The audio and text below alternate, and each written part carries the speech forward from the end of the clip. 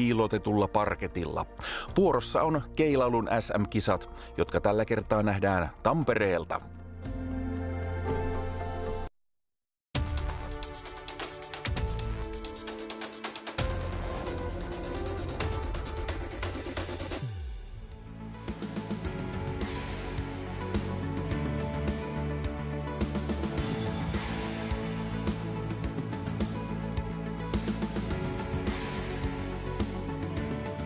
Keli on kuuma täällä Kaupin keilailuhallin ulkopuolella ja tänään ratkaistaan SM-keilailumitaleita täällä Tampereella. Suomen keilailuliiton toiminnanjohtaja Sami Järvilä, kuinka kovaa suomalaisella keilailulla tällä hetkellä menee, kun SM-mitaleita ratkotaan? No kyllä meillä hyvin menee niin kuin mitalimäärissä arvokilpailuissa ja tietenkin näissä SM-kilpailuissakin, jotka ratkeavat tänään täällä vasta, mutta tämä alkuvuosi on ollut todella hyvä, että nämä meidän ammattilaskeilaajat Tuomas Käyhkö maaliskuussa keilasi toiseksi tuolla Jenkeissä miesten ammattilaiskiertueella. Sen jälkeen isännöitiin Helsingissä junioreiden EM-kilpailuja.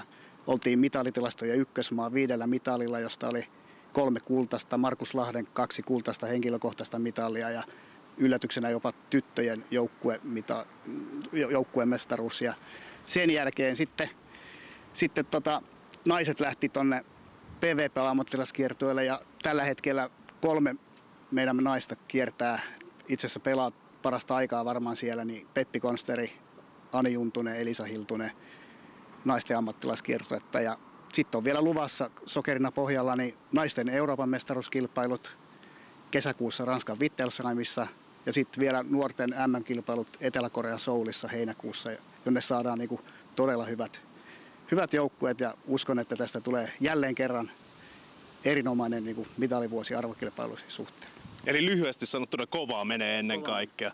Hei, Pasi Uotila, asiantuntijamme. Tänään tosiaan SM-keilailu ratkeaa tälleen hyvin kuumassa kelissä. Mitä odotat näistä mitalipeleistä? No niin kuin sanoit, niin on kyllä kuumaa ja tuo hallissa on todella kuuma kanssa, joka vaikuttaa peliolosuhteisiin. Mutta veikkaisin, että koska on 3 parasta jäljellä, siellä on kuumat pelaajat jäljellä, niin tulee hyviä tuloksiakin. Odotetaan sitä, katsotaan mitä tapahtuu seuraavaksi miesten finaaliin. Tästä päästään sitten kiinni itse loppuotteluun, jossa vastakkain Linus Boström, 35-vuotias rakennusmies Raaseporista, ja häntä vastassa sitten Joonas Jehkinen, mutta sitä ennen palataan tuohon välieräkamppailuun, jossa vastakkain olivat tässä heittävä Samu Valaranta, ja tuo välierähän ratkeaa tähän heittoon, ammottava reikä. Joo, 9 ruudussa Valarannan Samulla oli itse asiassa 5 pinnan johto. Hän oli tehnyt jo yhtä ruutua aikaisemmin tuolle vasemmalle radalle pallonvaihdon, joka nyt hieman epäonnistuneen heiton seurauksena kostautui 5 reikää. Ja vaikka lopussa sitten vielä Linus, kun ei saanut tuplaa tähän omaan kymppiruutuunsa, niin kuin tässä nähdään, antoi mahdollisuuden Samu voittaa pelin 10 tuplalla, mutta Samu ei saanut. Ja näin ratkesi tuo tilanne siihen, että tämä oranssipaitainen raaseporilainen sitten kohtaa loppuottelussa Joonas Jehkisen. Tuo erohan oli äärimmäisen pieni. Boström voitti Valarannan vain 8 pisteen erolla. Ensimmäinen sarjahan miehet hän heittivät aivan huikealla tasolla. Mutta toisessa sarjassa sitten pikkasen ontui. Ja tässä vielä varmuudeksi Boström paikkaa tuon äskeisen ykkösheiton jättämät 2 keilaa. Ja kun ei tosiaan, niin kuin Pasi sanoi, Valaranta ei pystynyt vastaamaan kaatojonolla ja siitä näette tulokset. Erittäin hyvätasoinen, paitsi tuo toinen sarja nyt jäi kavereilta vähän heikonlaiseksi, mutta Boström finaaliin ja Valarannalle pronssimitali käteen. Se on muuten, taitaa olla muuten jo, kuinka mones mitali se Valarannalle on. Hän on 2 kertaa finaalissa joutunut taipumaan Joonas Jähille ja Joonas Jehkiselle, mutta ja nyt sitten jo välierässä Linus Boströmille. Niin oli Raisiossa ainakin pronssilla silloin, joo, missä itse asiassa nyt loppuottelussa esiintyvä Joonas Jehkinen sitten joutui taipumaan Samu Valarannalle. Eli, ja tässä sitten Linus Boströmin, joka siis tässä alkuvuodesta täytti jo 35 vuotta. Hänen vastustajana on sitten Joonas Jehkinen. Ja voidaan sanoa, että joka on suomalaisilla keilaradalla voittanut lähes kaiken mahdollisen. Hänellä on yksi Suomen mestaruus vuodelta 19, jolloin hän kukisti muuten juuri Samu Valarannan. Hänellä on pari hopeamitalia, ne ovat 2 edelliseltä vuodelta. Hän hävisi seurakaverilleen Tomas Käyhkölle molemmat. Ja sitten on peräti 3 pronssimitalia, hävinnyt silloin, niin kuin Pasi mainitsi, Valarannalle, sitten Juhani Tonterille ja Petri Mannosellekin kertaalleen, joten mitaleita löytyy. Tämä on 7. kerta, kun Joonas Jehkinen on SM-kisojen finaalissa. Se on aika iso määrä ja tietysti Lintilän Lassella, niin hänellähän on 5 mestaruuttakin ja Konsterilla oliko 4. Joo, Konsterilla. Mutta että toi 7 kertaa 3 joukossakin on aika iso määrä. Jostain syystä nyt ei aivan vielä olla valmiita aloitukseen. Okei, finaali voi alkaa, olkaa hyvä. 2 sarjaa, yhteistulos. No niin, siitä tuli kilpailupäällikön Jouni Helmisen terävä komento ja finaali voi alkaa ja sen aloittaa tosiaan Joonas Jehkinen. Seura on Mainarit Varkaudesta itse. Hän on Kuopio kautta Mikkeli-linjan keilahalliyrittäjä. Niin, asuinpaikka taitaa olla Kuopio. Niin, asuinpaikka tosiaan Kuopio. Ja siitä lähtee kokeneen kuopiolaisen ensimmäinen heitto. No se oli täydellinen.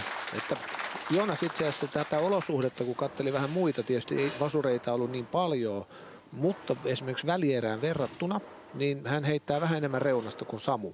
Ja tässä me nähdään nyt taas, meillä on käytössä tämä Spekto, joka on yksi kamera tuolla vaan, mutta se kuvaa siis 10 000 kuvia 1 sekunnin aikana ja kaiken näköiset muuttujat, mitä tulee, niin pystytään. Ja tämä, mitä nähdään grafiikassa, niin se kuvaa hyvin pallon liikettä radalla.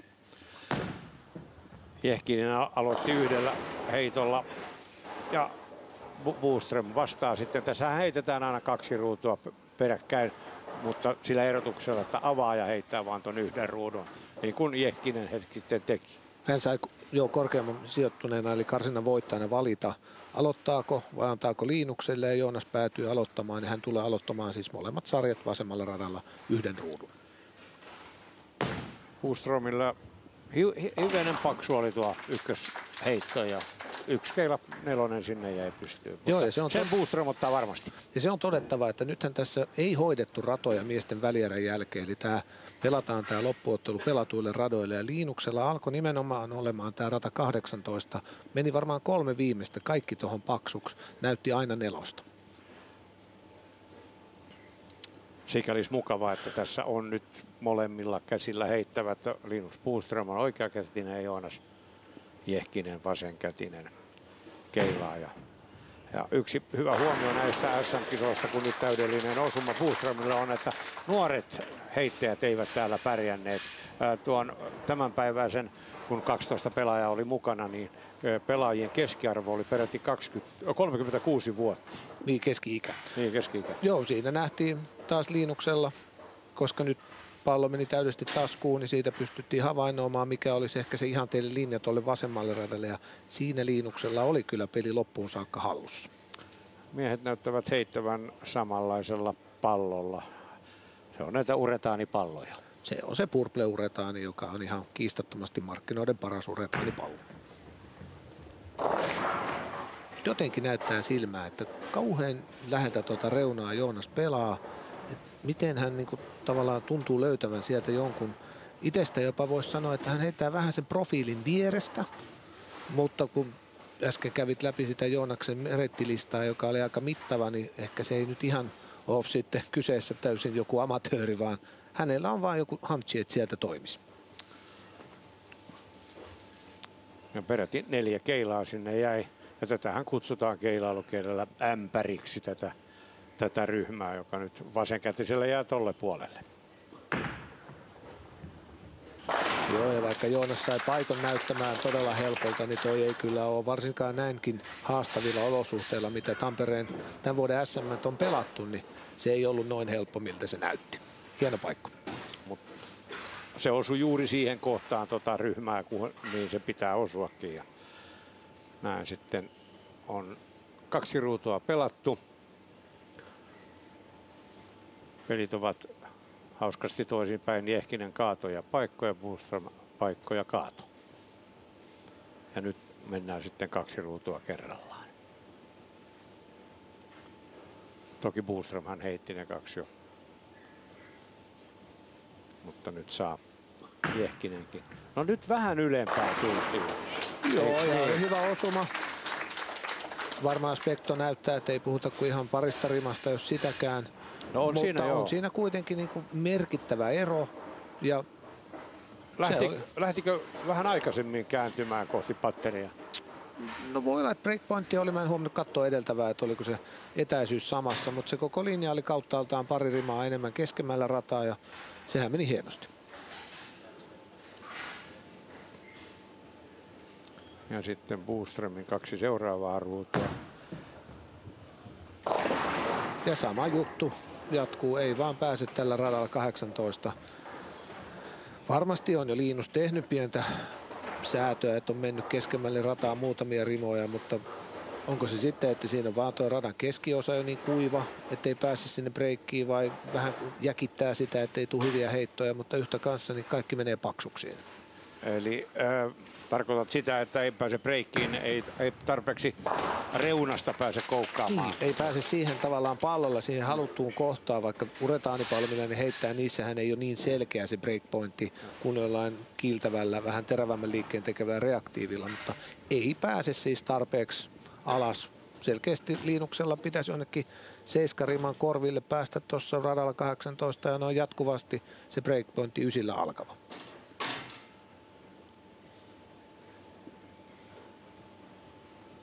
Ja sitten 4. ruutu Boströmille. No, nyt jäi niin vajaaksi, ettei osunut edes ykköskeilaa. Joo, se oli huono heitto, että toi rata on hänellä hallussa, mutta nyt nähdään varmaan Spektonkin puolesta, että siellä ollaan jossain 5 ja niin kuin ollaan. Niin kuin, joo, se käy tuolla. Se niin meni ihan pieleen. Ja sieltä ei enää pallon pyörintä auttanut nousemaan taskuun.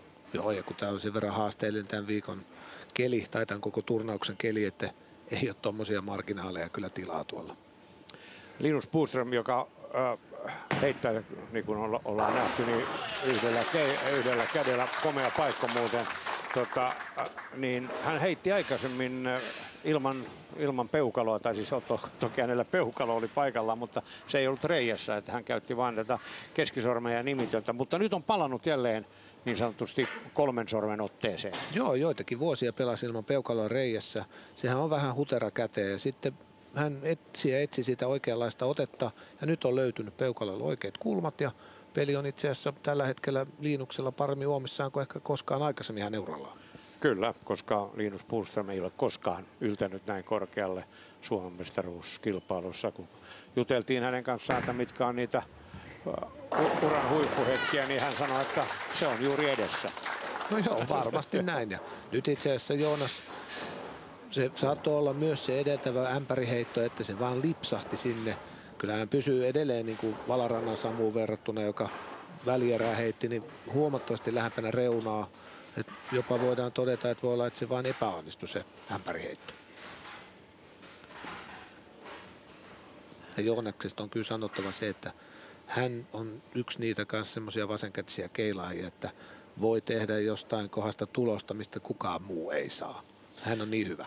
Joonas Jehkisestä on sen verran vielä mainittava, että, ja toki paljon muutakin, että hän tässä jokin aika sitten heitti aivan huikean 4 sarjan Suomen ennätyksen, eli se oli 1179 4 sarjaa keskiarvolla 294. Heikoin sarja oli 280. Oli 2300 ja sitten 299.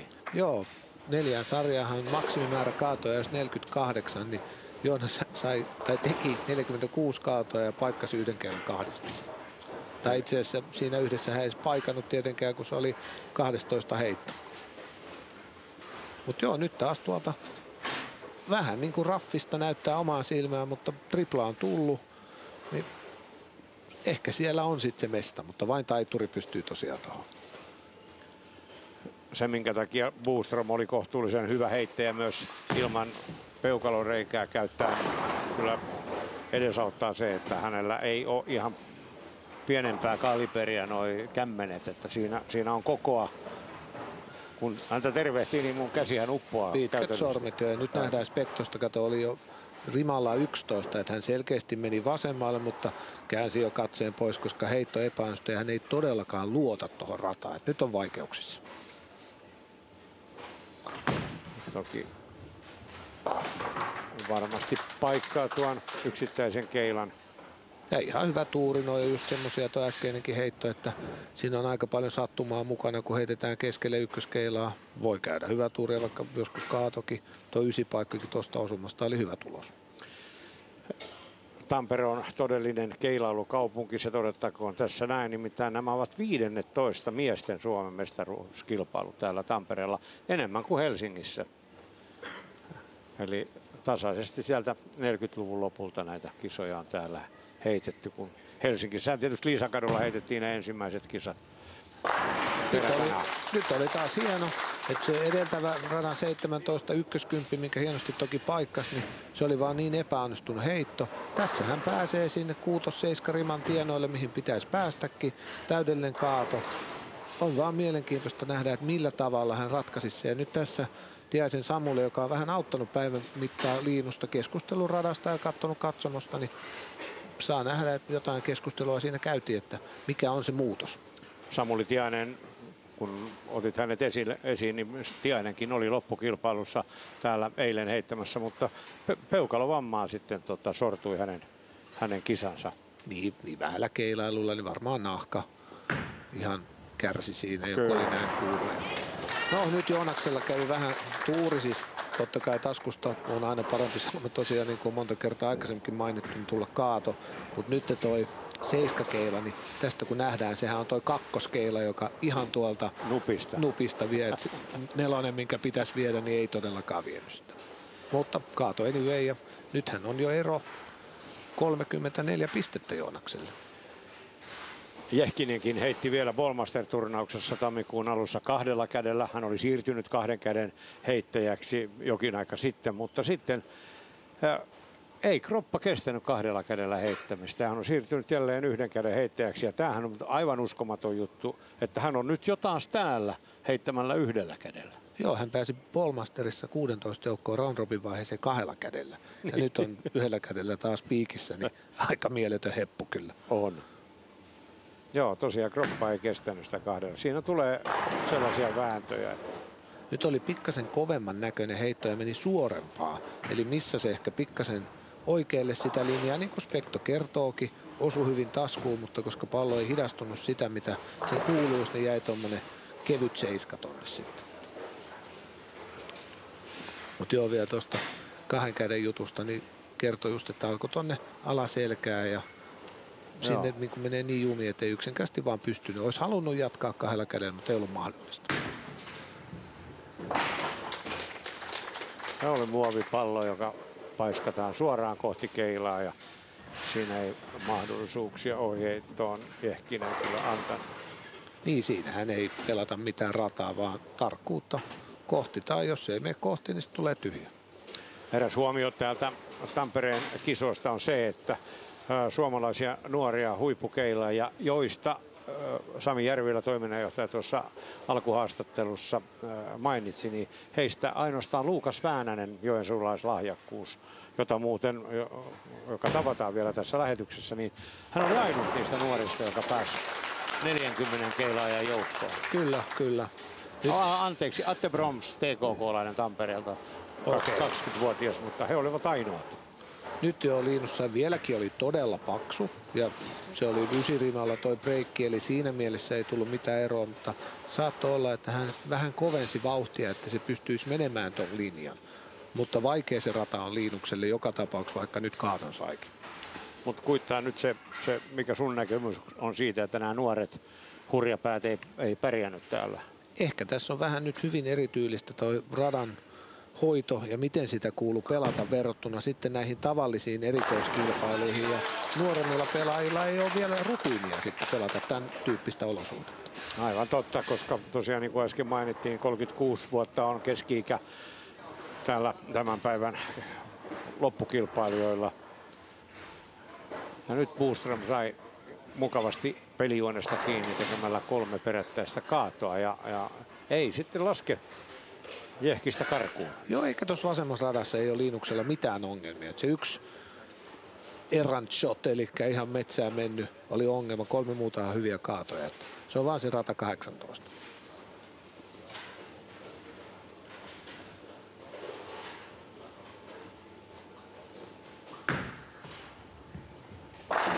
Taas oli ehkä pikkasen suoremman näköinen, mutta meni vaan syvemmälle taskuun keiloissa, ettei voinut sinänsä jäädä mitään. Mutta onhan se silti aika hyvää se toistaminen. Ja nyt mä melkein voisin varmuudella sanoa, että se ämpäriheitto, niin ei se yrittänyt semmoista linjaa pelata Joonas, vaan se lipsahti. Joo, se on todennäköinen. 23 pinnaa eroa ja ekasta sarjasta on 2 ruutua jäljellä. Ja melko tarkasti Jehkinen heittää tuolle rimalle. Itse asiassa 35. On 13 muuten ero, koska siinä tuli jo se tripla. Pitää korjata. Joo, se oli hyvä korjaus. Tosiaan niin spekto näyttää niin tarkasti, että sille rimalle 35 nämä heitot on lähtenyt tuossa niin sanotulta nuolilta.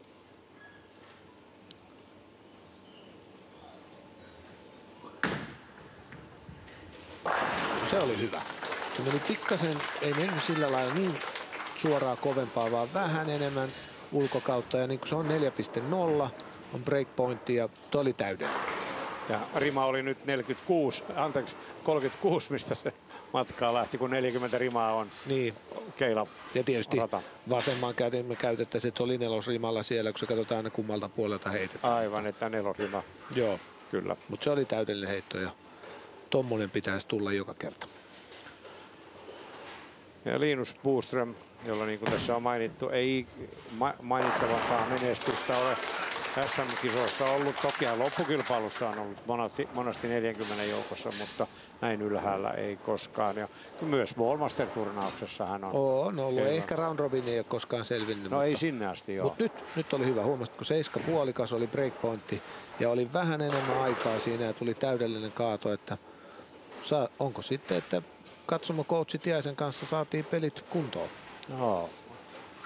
Erittäin tarkasti Samuli Tiainen.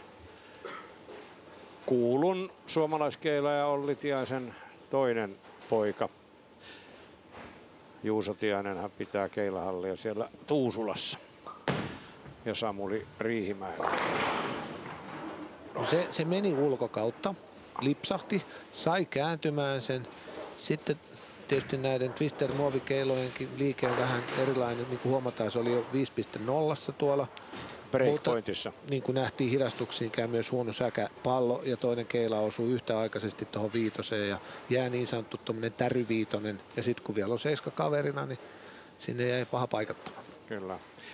Huomioitavaa on myös, kun katsoo pikkusormea Boströmillä, niin hän kääntää sen palloa vasten sillä novelasti. Tämähän ei kovin yleistä ole nykypäivänä.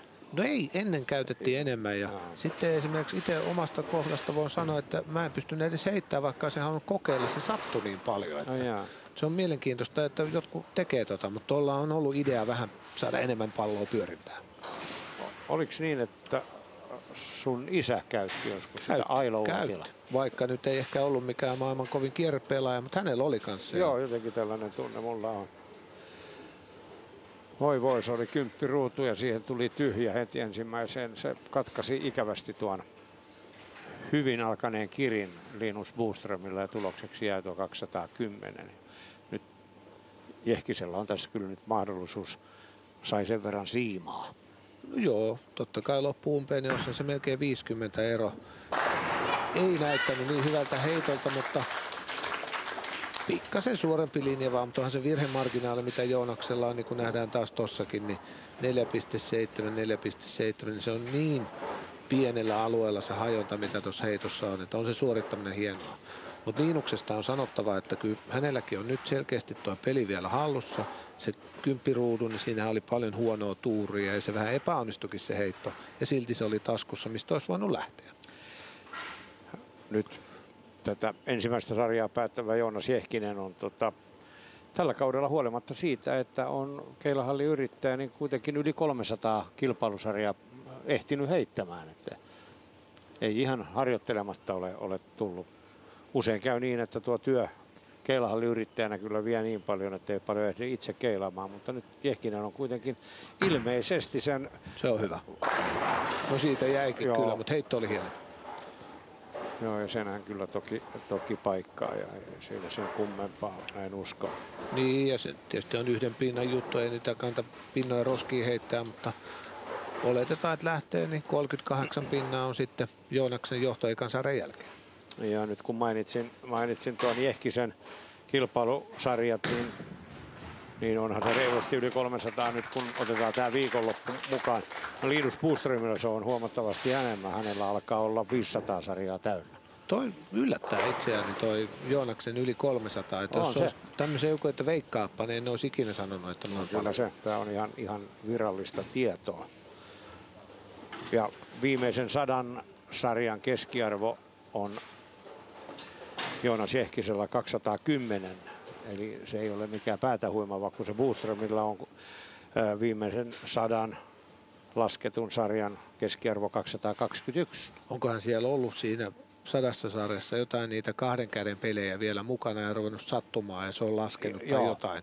Koska voi hyvinkin olla. Mä en kyllä usko, että Joonas kovin helposti heittää 210 muuten. On vaan yleensä paljon enemmän. No ero on kuitenkin 38 pistettä. Joo, ja Joonas aloittaa, niin kuin todettiin aluksi, niin tämän toisen sarjan yhtä lailla tuolla vasemmanpuoleiselta radalta. Ja 1 ruutu kerrallaan. Ja 2 sarjan yhteistuloksessahan tässä taistellaan. Ja Se oli surkea. Sen näki heti, että ei mennyt sinne päinkään ja meni jopa yli puolelle. Katsotaan, se on varmaan breikki jossain 6 jotain. No ei se ole kuin 5. Mutta sitten se on nuolilla ollut paljon keskempänä. Ja... Joo. Se lähti tuon vitosnuolen yläpuolelta. Ja se oli huono heitto. Mutta kohtuu hyvä tulos tuosta heitosta, että vaan 4-keila, jonka nyt 99% paikkaa. Se on itse asiassa yksi helpoimpia keiloja vasenkätiselle 4 ja oikeakätiselle toi toinen puoli yli 6. Joo. Siinä muuten taustalla Tampereen Keilaliiton puheenjohtaja Hannu Majamäki vaimoineen. Terhi taitaa olla Majamäen vaimon nimi, tässä keskustelevat pelin tuoksinnassa.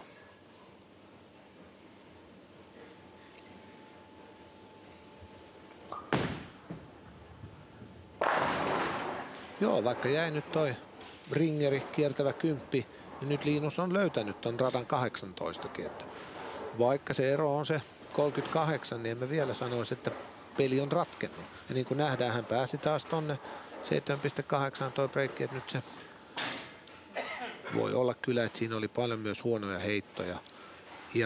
Mutta nyt kun luottaa rataan, niin on parempia heittojakin. Kun tästä spektosta puhutaan, niin muistetaan, että se on suomalainen aikaansaannos. Christian Törqvist on ollut siinä kehittämässä. On siinä ollut ulkomaalaisia, muun muassa Or Avram, israelilainen tietokoneguru. Joo, Or Avram, joka on itsekin hyvä keilaaja ja pelaili paljon Euroopan touria ja näin, niin on ollut kaiketi se softa-juttuja niin kuin siinä ja sama kuin tietysti Törqvistikin. Ja mitäs kaikkia lajeja sitä olikaan? No, niin kuin... sitä voidaan käyttää yleisurheilussa erittäin paljon pituussuuntaan tapahtumien hyppylajien osalta ja myös niin keihään heitossa ja moukarissa lähtökulmaa mittaamaan. Tämmöisiä joo, ja nyt nähtiin samalla Linuksella taas vasenrata on hallussa, täydellinen kaato. Joo, ja mä muistan, ne oli yleisurheilun ihan MM-kisoissa joku pituushypyn. Kyllä, Reija Lundeen hyvä keilaaja oli siellä myös yhtenä työntekijänä mukana. Niin, just tämmöinen, että ei ole mikään ihan takapihan kaverin keksintö, vaan oikein kunnon vehje. Ja tätä on käytössä nimenomaan Yhdysvalloissa BBA-kiertueella. Kyllä, sama grafiikka. Toki siinä on eri sponsorin takia vähän eri tekstejä, mutta sama softa. Joo, ja se tosiaan se on tämmöinen laserkeilailu ja se pyörii tuolla. Täällä se taitaa olla ratojen 17-18 välissä ja se kuvaa miljoonia kuvia sekunnissa, jolloin pallon kulkua se pystyy seuraamaan. Kuten tässä joo, tuossa se näkyy hidastuksessakin tuolla hattupuulla näiden ratojen välissä. Ja nyt oli Joonaksella, niin meni taas alempaa 3,8 ja tuli oikein hyvä tuommoinen vajaakaato ja heitto oli hyvä.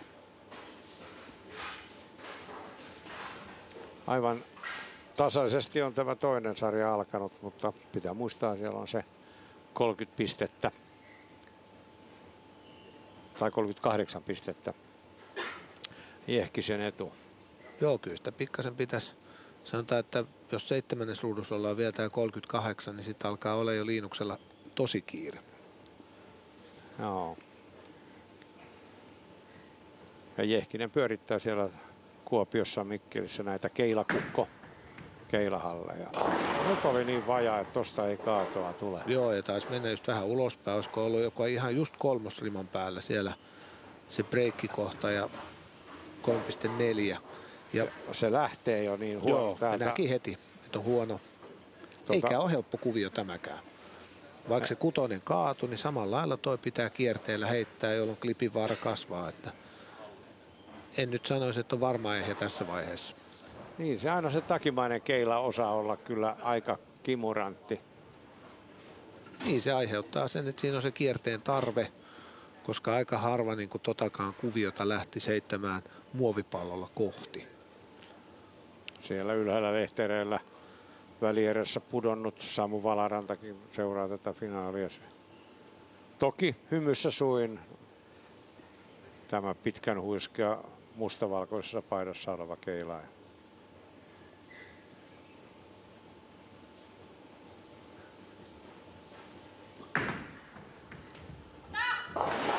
No niin, en tiedä jinksasinko vähän Joonasta, ettei tämä ole niin helppo. Toki se ei ollut sitä, mutta kyllähän se epäonnistuksen heitto, mutta sehän johtuu vaan siitä, koska se on hankala kuvio. Huolimatta siitä, että Jehkinen heitti tuossa tuon paikkoheiton ohi ryhmästä, niin taisi jäädä mainitsematta, että hän on myös Ballmaster-voittaja. On voittanut. Kuten on muuten Valarantakin. Kyllä, molemmat. Se oli Jehkisellä se vuosi 19 oli ihan yhtä juhlaa. Silloin tuli se Suomen mestaruus sekä Ballmaster-voitto. Ja voitti vielä kovan singaporilaisen naiskeilijän Sherry Etanin silloin. Kyllä. Mahtava heitto muuten Liinukselta. Ja niin kuin on todettu, toi 18kin on hallussa hänellä. Ja Jehkisen äskeisen tyhjän jälkeen ja Liinus kun teki tuplan, ei ole ero kuin 16. Peli saatiin tästä.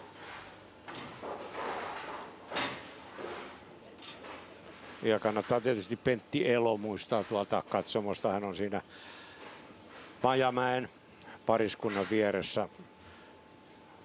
Oliko Tampereen Keilailuliiton toiminnanjohtaja vaikka kuinka kauan? Oli kyllä ja on keilailun suuria nimiä voidaan sanoa ihan valtakunnan tasolla. Joo, järjestötoiminnassakin myös, ei pelkästään Tampereen.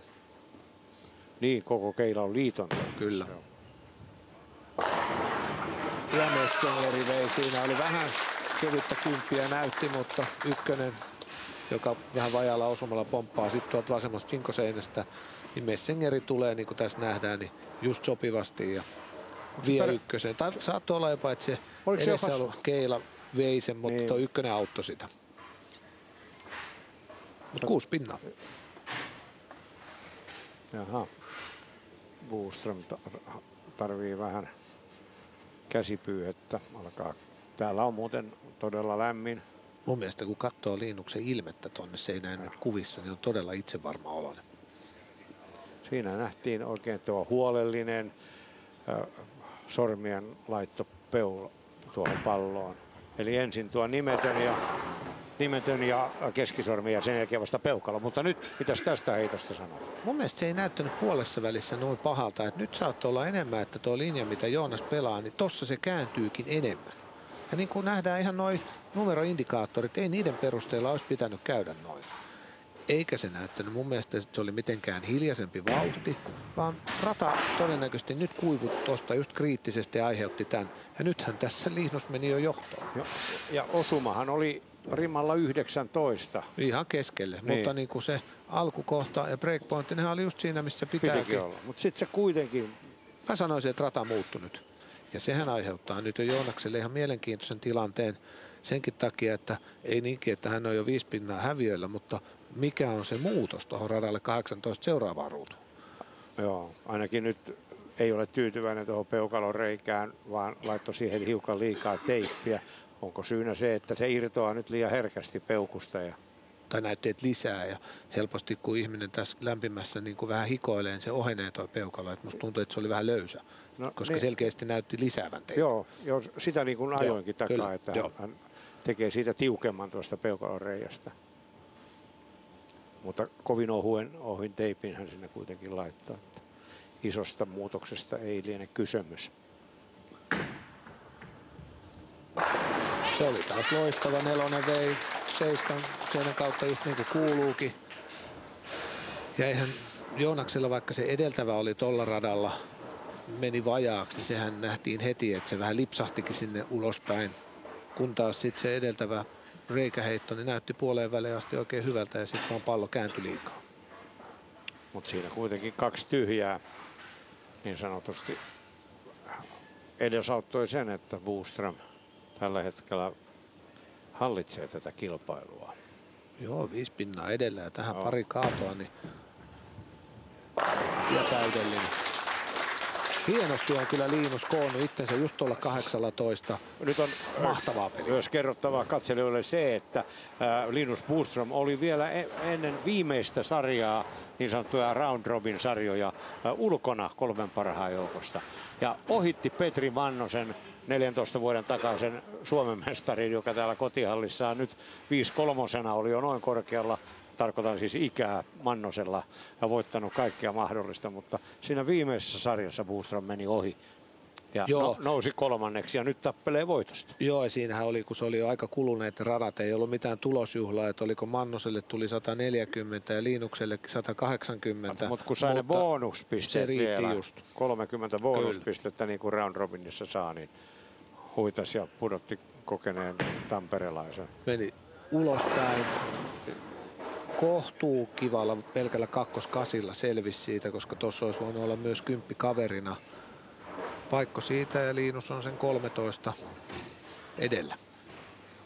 Joo, tässä näitte hyvin tuossa hidastuksessa sen, miten isot välit keiloilla tuolla patterissa on. Täältä edestäpäin katsottuna näyttää todella tiiviiltä, mutta sieltä kyllä sopii keilojen suihkia välistä oikeinkin mehevästi. No varsinkin just tässä 2-8 kuviossa siinä pituussuunnassa niin on iso väli niiden keilojen välillä. Ja hieno paikka Liinuksella. Se tulee juuri oikeasta kulmasta tuo pallo siihen kakkoskeilaan ja pallo jatkaa menoaan. Ei lyö, ei ota kimmoketta sitten siitä kakkoskeilasta ja jättäisi 8 pystyyn, vaan pallo jatkaa hienosti kulkuaan. Ja näin Boström sen paikkasi. Nyt on mielenkiintoista nähdä, mitä Jehkinen tekee. Nähdäänkö hän silmällä jo selkeä muutos vai pelaako samaa linjaa vähän kovemmalla vauhdilla vai mitä. Mutta tämä on aika lailla kulminaattoripisteitä tälle matsille. Joo, ollaan 6. ruudussa, toisessa sarjassa. Ensimmäinen sarja päättyy tämän miehen 38 pisteen voittoon. Ja nyt Linus Boström on tullut rinnalle ja hivenen ohi. No olipa mahtava. Saattoi olla riman pari tai puolitoista keskempänä, mutta mun mielestä oli just, että lisäs vauhtia. No se oli aivan vitosrimalla. Joo, ja noin numerothan taas ei hirveästi niin kuin ollut eri lailla. Eli olisiko se, että hän lisäsi vauhtia. Ja teki mahtava heiton. Tässähän mitataan tietystikin se keilaajan todellinen osaaminen, että pystyy muuttamaan tämä vauhdin muutos. Se on alkaa olla taidetta. Vauhti ja sitten pyörintäasennon, niin kuin tuohon suhteessa keiloihin kutsutaan aksisrotaatioksi, senkin hallittu muuntelu, niin ne on tärkeitä ominaisuuksia. Mutta ehkä enemmän sanoisin, että äsken vaan Joonas laittoi pikkasen vauhtia lisää ja sehän meni täydellisesti. Mutta hieno finaali on käynnissä Joonas Jehkisen ja Linus Boströmin välillä. Hiiren hiljasta on hallissa, kun Jehkinen laittaa näin pallon liikkeelle. Ei ollut niin huono heitto, mutta nyt sitten taas tuli toi maksimirangaistus just näiden muovikeilojen myötä. Toki se nyt voi ihan puukeiloillakin jäädä, mutta vähän paksusta jää toi niin sanottu nousureikä 6-8, joka on niin kuin suhteessa siihen heittoon laatuun niin aivan liian kova rangaistus. Mutta näin kävi.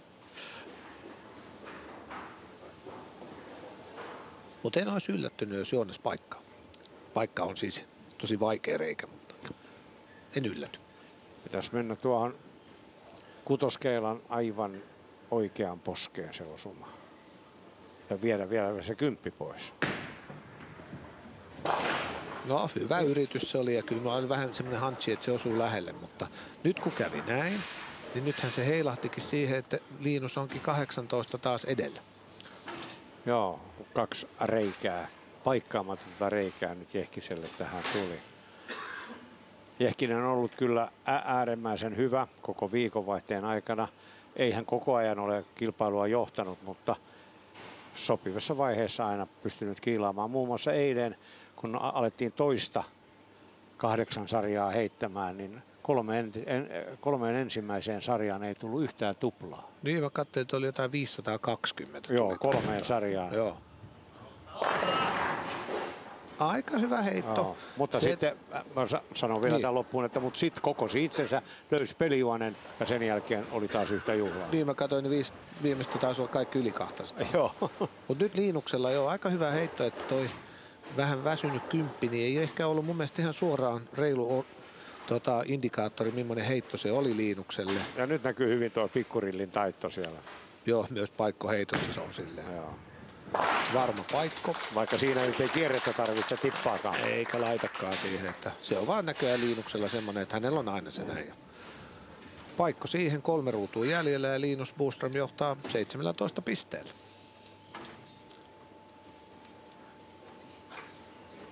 Ja ennen kaikkea iso juttu on se, että kun Jehkisellä ei ole 7 kaatoa alla, niin sehän tuntuu tavallaan isommalta se 17 pistettä. Niin, kun on paikkaamaton reikä.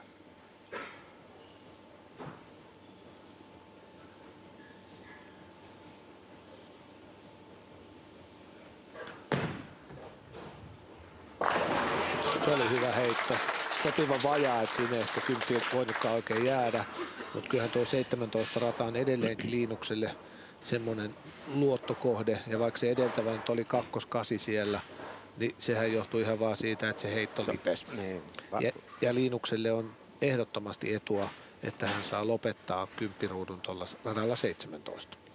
No, sekin etu tässä hänelle suotakoon. Jehkinen hän pääsi aloittamaan tämän, tai päättämään, että kumpi aloittaa ja lopettaa millekin radalle.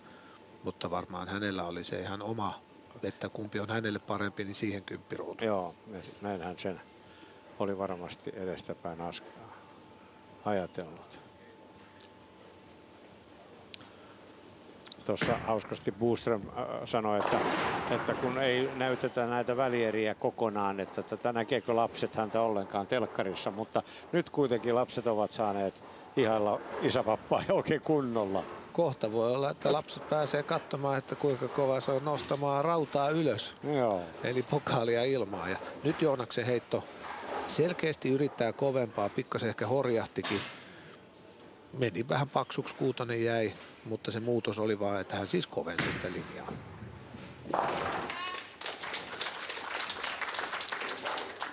Olisi tämä tietysti aika jännä juttu Joonas Jehkisen osalta, nimittäin tämä olisi sitten 3. kerta perättäin, jos hän häviää nyt. Loppuottelu, koska hän hävisi 2 kertaa edelliset SM seurakaverilleen Tomas Käyhkölle.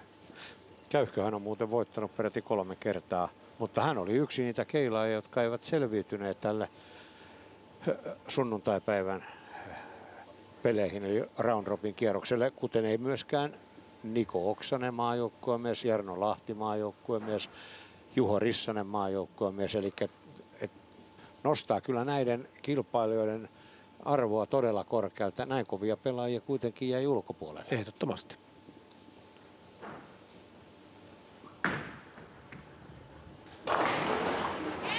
Hyvä, pikkasen vajaasta. Joo. Ja just näiden keilojen myötä tommonen vähän erikoinen, että viitonen pikku hipsulla kaatu kuutosen päälle, mutta niin kuin taas voi toistaa itseään taskusta tai tuommoisesta hyvästä vajaasta, niin siitä ne lähtee keskimäärin paremmin kuin sen vierestä. Ja nythän on tilanne siis se, että 17 pistettä Linus johtaa. Tilanne saattaa olla niin, että kun Joonas tulee heittämään 10, hänelle ei ole saumaa. Eli Linus tarvitsisi yhden peräkkäiskaadon ja sitten pysyä ehjänä. Siis ei saa tulla paikkamatonta reikää. Kyllä, että esimerkiksi kaato tähän, niin käytännössä mikä vaan ehjä 10 ja riittäisi voittoon. Eli edetään todella ratkaisuvaiheita tässä miesten finaalissa. Siis oli vähän kehno, meni tiukempaa ja hänhän oli saanut tuossa 18 jo taskuun. Nyt totta kai paineet on kovat, kun oli ratkaisupaikka. Meni suorempaa linjaa, jää 4 ja siitä nähdään, kuinka boksista lentää toi keila tuurilla. Mutta niin tai näin, se oli yhtä lailla kaato. Nyt Linukselle riittää paikkokin ja saa hukata 6 keilaakin ja hän on silti Suomen mestari. Mutta ehjä pitää tulla. Ollenkaan väheksymättä Linus Boströmiä, niin kyllä mä pienenä yllätyksenä pidän, että Boström on Suomen mestari tänään. Mahdollinen sellainen. Mahdollinen. Se on niin vaikea voittaa tuo Suomen mestaruus. Ja nyt on hyvä linja. Näin se pitää tehdä, kun on paikka laukoo. Täydellinen veto siihen ja Linus Boström on tosiaan voittanut vuoden 2024 Suomen mestaruuden. Joo. Oli hieno juttu, sykäydyttävä hetki varmasti siellä Raaseporissa, josta Boström asustelee. On muuten ihan mainittavaa, että hän on syntynyt Tukholmassa. Joo, siis silloin 35 vuotta sitten. Joo, ja ruotsin kieli sujuu yhtä hyvin kuin suomi, jopa ehkä voi olla paremminkin. Saattaa olla paremminkin. Mutta hieno hetki, joo. Ja nyt oli kyllä toi ratkaisuheitto, vaikka se oli toi kivempi rata Linukselle, aivan jäätävän hyvä tohon paikkaan. Tekisi mieli jopa itsekin tässä vähän taputtaa, mutta se näyttäisi vähän oudolta, jos täällä selostelijat hurrailisi jomman kumman pelaajan puolesta. Joo, se ei nyt sovi, mutta vilpittömästi ollaan iloisia Linus Boströmin pelistä, jolloin hän ottaa elämänsä kovimman voiton ja yleisö pitäisi oikeastaan nousta ylös väen seisomaan. Aplodien saattamana Linus Boström voittaa Suomen mestaruuden, vaikka tonne ja sinne menee Samuli Tiainen onnittelemaan ja syystäkin. Mä luulen, että Samuli Tiaisen vinkit siellä muutamassa paikassa siinä kunniapuheenjohtaja Harri Järvinen, kilpailujohtaja Jouni Helminginenkin käyvät lyömässä kättä Linus Boströmille, joka voittaa Suomen mestaruuden. Päävalmentaja Jarmo Ahokaskin. Boström ei toki koskaan ole maajoukkueessa pelannut, mutta kyllä se on hyvä, että päävalmentaja käy moikkaamassa Suomen mestaria. Joo, ja kun ei siinä, vaikka nyt ei Linus ehkä olekaan maajoukkueen ryhmässä, niin kyllähän Linus kuuluu Suomen huippuihin ja tähän tavallaan ei voi sanoa, koska siinä on negatiivinen kaiku sanalla sisäpiiri, mutta tähän niin kuin aktiiviseen hyvää keilaporukkaan. Ja just toi kun vielä tuossa, että yllätys, voidaan puhua vähän, mutta sitten kun rupeaa miettimään, minkälaisia tuloksia Linus on pelannut turnauksissa viime aikoina, niin ei se sitten ole mulle niin iso yllätys. Joo, nyt kaivoit kyllä esiin erittäin tärkeän seikan. Hän on pelannut tässä kevättalven aikana kyllä todella hyvin eri turnauksia. Lähinnä täällä Etelä-Suomessa, mutta kuitenkin. Niin, ja vaikka ne nyt ei ole ihan mitään SM-kisoja, mutta hän on napsinut hyviä sijoituksia jatkuvasti, niin kyllä ei ole siis mikään semmoinen, että suomalainen voittaisi olympiakultaa satasella, niin sen tason yllätys ei ole kyseessä kyllä. Tähän tulee nyt radan hoito seuraavaksi ja me saamme tietysti myös voittajan haastattelun, mutta nyt saamme sitten parhaita hetkiä tästä finaalikamppailusta.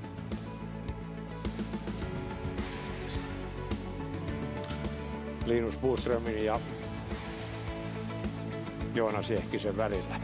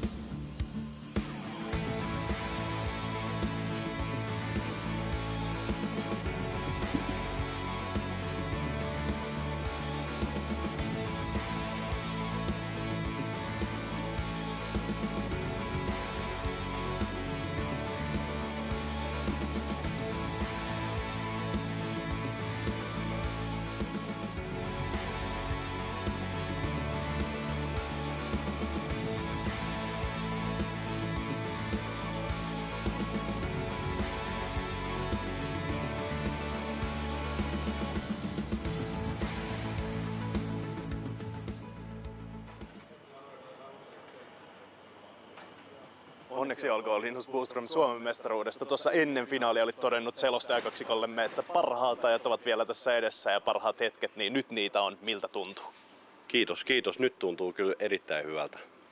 Kun mietitään näitä finaalia ennen kaikkea ja koko niin kuin näitä SM-viikonloppua, niin tämä on ollut kokeneiden miesten kisa. Siinä olikin kokemusta taustalla, ei vielä SM-kultaa. Minkälaisen finaalin pelasit omasta mielestäsi?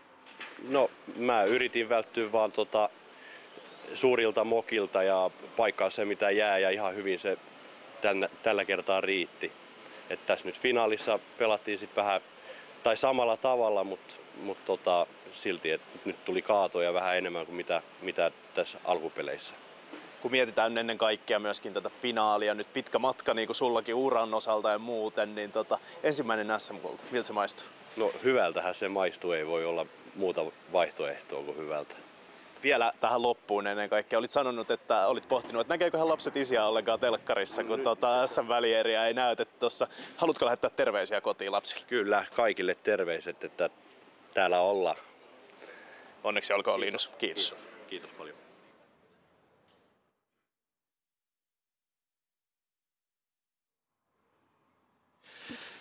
Siinä oli Pahki onnellinen mies kyllä. Voi hyvinkin kuvitella, että ajatella 35-vuotiaana voittaa sitten Suomen mestaruuden. Pitkä ura monissa seuroissa. Tiedän, edusti ennen riihimäkiläistä Siniset seuraa.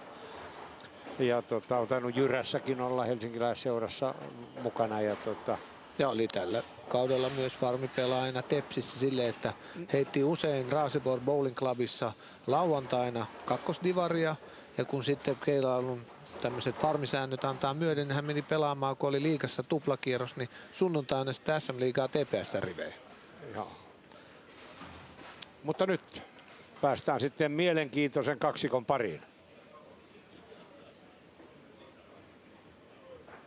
Kovia keilaajia täällä Tampereella parissakin eri polvessa. Mika Koivuniemi näin ensimmäisenä omasta ammattilaisurasta jo hetki vierähtänyt sen päätöksestä. Miten keilailu kuuluu arkeen nykyisin? Joo, siitä on 9 vuotta, kun lopetin kiertueella ja keilailu on ollut sen jälkeen koko ajan arjessa. Ensin mä olin sen 8,5 vuotta tuolla UAE:ssa niiden pääcoachina ja nyt mä oon ollut puoli vuotta takaisin Amerikassa ja teen siellä jonkin verran coachaamista ja alkanut keilaa vähän enemmän itse ja pyrin pelaamaan muutaman seniori-ammattilaisturnauksen tässä kesäaikana. Ja sitten tietysti täällä Suomessa on sen takia, kun ton Luukas Väänäsen kanssa aloitettiin pieni yhteistyö. Niin, voisi ensimmäisen kertoa vähän lisää tästä. Tietystikin kysellään Luukakseltakin, että miltä tuntuu sitten Mikan kanssa käydä näitä asioita. Mutta mitä kaikkea teillä kuuluu tähän yhteistyöhön? Ainakin tavoite päästä sinne PBA-ammattilaiskiertueelle. Joo, se päätavoite on, että jossain vaiheessa Luukas olisi pelaamassa siellä ja pärjäämässä siellä, ettei vaan pelkästään pelaamassa. Ja ensimmäinen tavoite on nyt päästiin pelaamaan noita karsintoja sinne Tour Trialeihin, eli sieltä pääsee 12 parasta seuraavan vuoden kiertueelle. Ja sitä ollaan oltu tässä niin kuin valmistamasta Luukasta siihen, että pystyisi pelaamaan mahdollisimman hyvin niissä elokuun karsinnoissa ja mahdollisesti jopa ottaa paikan tuurilta. Tälleen Luukas, nyt kun te olette päässyt hieman tekemään töitä siitä Chicagon ammattilaiskiertue karsintoja varten, niin miltä tuntuu, alkaako vanha mestari kaatua jo näissä keskinäisissä peleissä? Teillä oli jonkunlainen kohtaaminen Joensuussa myöskin. No joo, kyllähän siinä mulle tuli voitto Joensuusta, mutta on tässä niin kuin viikon mittaan kyllä niin kuin ihan huipulta tuntunut tämä mahdollisuus ja niin kuin tavallaan huomannut, että Mikalla oikeasti on sitä kokemusta ja tietoa lajista. Että on tuonut sen hyvin kyllä esille tässä viikon mittaan. Minkälaisia sisäisen tiedon juttuja on siellä, että mitkä on tullut ehkä uusina asioina itsellesi, mitä olet kaivannut ennen kaikkea Mikan opeista? No me ei olla niinkään puututtu tekniikkaan ollenkaan tavallaan, että ollaan vähän käyty enemmän niin kuin peliälyä ja keilapalloista niin kuin enemmän, miten ne toimii radalla ja miten radat muuttuu sitten siellä Amerikassa, minkä Mika tietää ja osasi aika hyvin tässä nyt jo antaa vähän osviittaakin, että minkälaiseksi se tulee sitten menemään peli siellä. Että ollaan lähinnä niin kuin sitä käyty läpi tässä. Kun mietitään Mika tälleen vielä, Lukaksella on 2 isoa turnausta tälle alkuvuodesta, missä on tullut hyvää menestystäkin tässä. Voitko vähän luonnehtia, että minkälainen nuori huippukeilaaja Luukas on suomalaisittain? Lukashan on viimeisen vuoden aikana kehittynyt tosi paljon. Hän on aina ollut kova keilaaja ja innostunut ja niin kuin täytyy olla. Ja, että se on hienoa, hän johtaa tällä hetkellä edelleen Euroopan rankingia ja tosiaan menestys tuli alkuvuodesta. Ja hyvä keilaaja, totta kai paljon vielä matkaa ihan maailman huipulle ja semmoisen tiettyjen asioiden oppimiseen, mikä tulee sitten käytännön kisojen kautta ja kokemuksen kautta. Ja sitä asiaa mä oon yrittänyt auttaa, että se tie olisi vähän lyhyempi siihen mennessä, mutta hieno kaveri ja luonnetta löytyy. Kysytään vielä tähän loppuun, Luukas, vielä sulta, että kuinka iso mahdollisuus ennen kaikkea, kuinka isoksi mahdollisuudeksi koet, mutta myös kuinka kiitollinen olet siitä, että Mika on apuna tässä sun projektissa päästä ammattilaiskiertueen? No onhan tämä ihan uskomaton pikkupojan unelma, että saa tavallaan niin kuin oma idolin vielä valmentajaksi sen kautta järkättyä tavallaan niin kuin näitä asioita eteenpäin, että on kyllä ihan huippukiitollinen. En oikein osaa sanoin kuvalla. Olisiko parempaa mahdollisuutta tähän? Tuskipa siinä onkaan. Kiitos teille molemmille. Tämä on oikein hyvä näin. Kiitos. Kiitti kovasti. Joo, kiitos. Pasi Uotila, miten se Kojuniemi kautta Väänänen akselia analysoisit? No eiköhän ne itse kertonut, mikä on tilanne ja en voi kyllä väittää mitään vastaan. Eiköhän se näin ole. Säkin oot käynyt kyllä rapakon takana heittämässä. Oliko yhtään samanlaista tukea silloin? No en mä käynyt kuin yhden kerran heittämässä US Openia ja Mastersia ja se oli 20 vuotta sitten ja ei mennyt häppäisesti, mutta en ollut niin hyväkään silloin. No, nyt seuraavaksi seurataan sitten, miten selviää tässä hetkisen kuluttua tuo loppuottelijat, kun tässä nyt harjoitellaan juuri. Ja tässä heittää toinen loppuottelija Milla Nevalainen, joka hallitsi täydellisesti välieräkamppailua Jenni Heinoa vastaan. Oikeastaan nuori 19-vuotias Nevalainen jo ensimmäisessä sarjassa teki niin ison eron, että ei annettu häntä 18 vuotta vanhemmalle Jenni Heinulle minkälaisia mahdollisuuksia. Niin, nämä kuvathan on jo siitä välierästä Jenni Heinoa vastaan ja ensimmäisen sarjan oliko ero 50 jotain ja toiseen tuli samat, niin oliko se 111 pistettä, mitä tuli tosiaan 2 sarjassa Heinolle ja Nevalaiselle eroa, että siinä ei päästy kyllä niin kuin äsken miesten loppuottelussa niin jännittämään mitään. Ja tässä oikeastaan kulminoitui se juttu, että Jenni Heino ei päässyt oikein peliin mukaan. 168-198 olivat Heinon sarjat ja Nevalainen 232-47 ja huikeat 477 pistettä hänelle ja ansaittu loppuottelupaikka. Se on toinen loppuottelupaikka nuorelle hämeenlinnalaiselle. Sitä olisin just itsekin sanonut, että eihän Jenni Heino nyt mitään katastrofaalista peliä pelannut. 360 okei, hänenkin standardeille siinä oli ehkä 50 pistettä liian vähän, mutta Milla Nevalaisen 477 välierään SM-kisoissa on mahtava. Kun kuitenkin noin viimeisen 100 sarjan keskiarvolla ovat kutakuinkin tasaväkisiä 206-207 keskiarvon heittäjiä. Että Nevalainen heitti tuossa, kun heittää yli 230 keskiarvolla 2 sarjaa, niin sehän on aivan järisyttävän hyvä. Ja veikkaisin, että jos Nevalainen ja Heino heittäisi vaikka 10 vastaavanlaista 2 sarjan ottelua 10 eri hoidolla, niin voitot menisi aika lähen 50-50, 5-5. Ja tässä sitten Mila Nevalainen aloittaa vastustajasta. Kerromme hetken kuluttua. Hän on Sanna Oksanen, kaksinkertainen Suomenmestari. Istuu siellä jo tuolilla valmiina.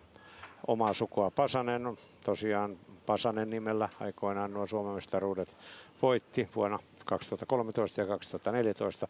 Mutta tässä Mila Nevalainen, naisten Suomenmestaruus hopeaa silloin 20 voittanut. Hävisi toki tuon loppuottelun Elisa Hiltuselle. Joo, nyt meni tämä ensimmäinen heitto, niin kuin nähdään, aivan liikaa tuonne ulospäin ja jäi ykköskymppi.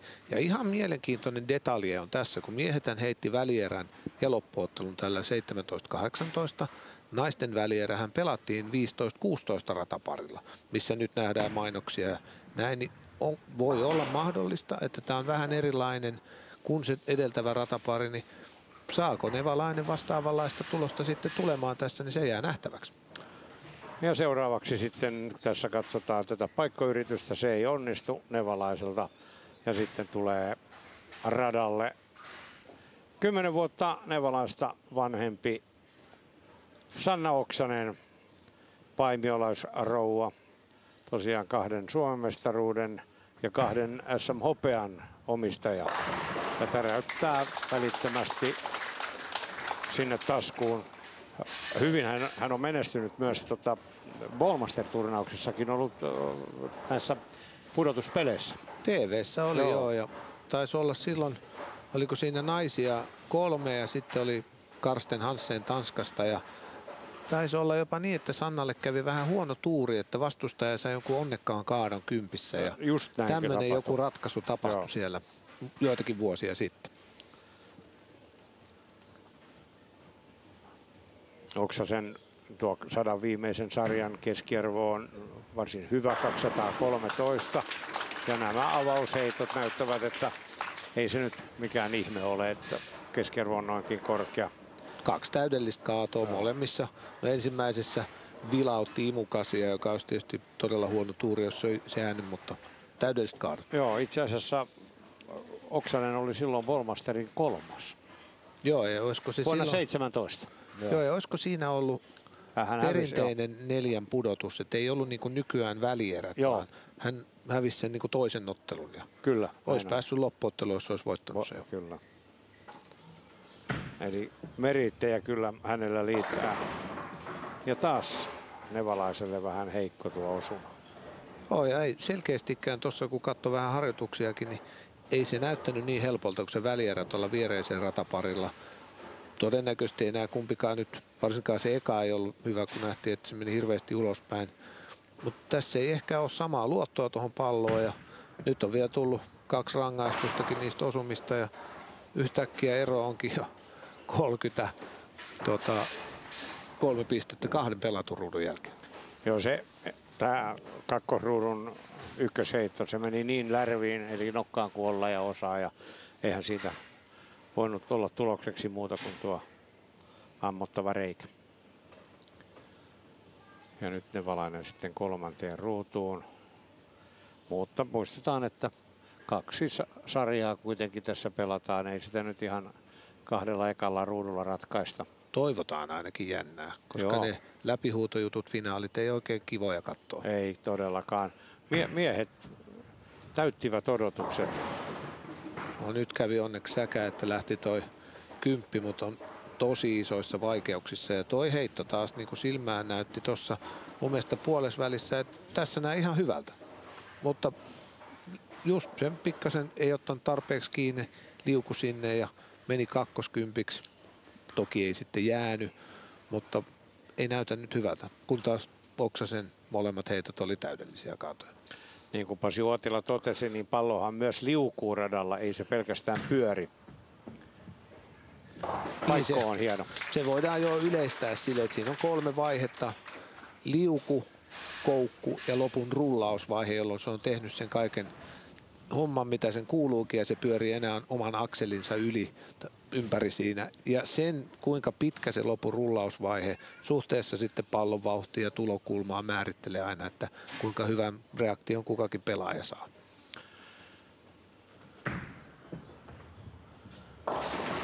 No nyt Sanna Oksanen sitten puolestaan tarjoilee meille tällaisen aika paksun osuman. No se oli huono, näytti jo, että lähti vasemmalle linjakädestä ja tuosta osumasta, niin jos 4-6 jää, niin eihän se nyt ihan väärin ole. No ei, tässä näette tuon linjan, että se lähti kääntymään keskelle eli huomattavasti liian aikaisin.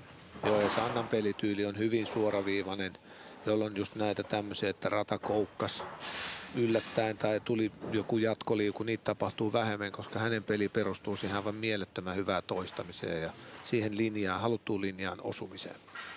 Ja tarkkuuteen, että hän pystyy pitämään sen kyseisen linjan. No sitä juuri tarkoitin. Siellä hallipäällikkö Sami Konsteri, 4-kertainen Suomen mestari. Ei kuitenkaan tänä vuonna osallistunut tänne näihin Suomen mestaruuskisoihin. Se oli taas hyvä jo, että ehkä nyt se jopa oli parempi kuin se edeltävä tuossa 17. Se pikkasen koukkasi tuon lopussa enemmän hivenen paksummaksi, mutta heitto kaikin puolin oli kyllä todella hyvä. Niin, kun mainitsin tuon Konsterin, niin hän on voittanut 2 edellistä miesten Suomen mestaruutta täällä Tampereella vuonna 2008 ja 2018. Silloin 18 edellisen kerran, kun täällä kilpailtiin, niin Konsteri voitti. Petteri Salonen oli toinen ja Jari Ratia 3. Ja Ratiahan oli tänä vuonnakin mukana. Nyt oli hyvä nevalaisella, joo. Katsotaan noi numerot tuosta spektosta, niin pystytään sitten vähän seuraamaan. Eli 13-8.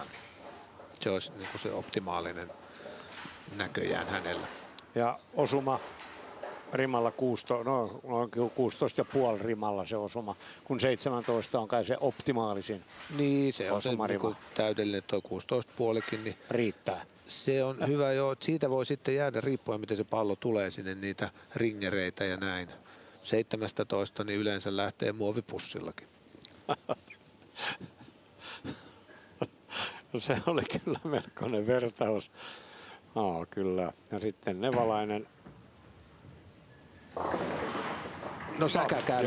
Mutta taas missä samalla lailla kuin se edeltävä kakkoskymppi, mitä näytti, ei jäänyt. Ihan sama kohta, mutta kyllähän se meni sitten tonne alemmas. Se on viitosrimalla ollut siellä.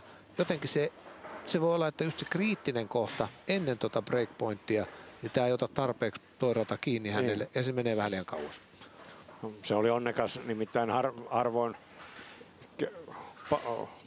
kaatoa tulee niin, että keilat kaatuu tänne eteenpäin. No se oli todella onnekas, joo.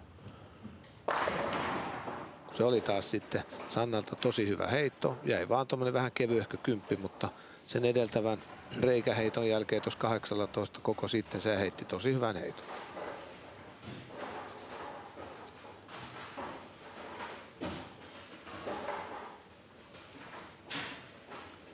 No nevalaisen tupla, eli 2 kaatoa ruutuihin 4 ja 5, niin pikkusen antaa varmasti hänelle uskoa.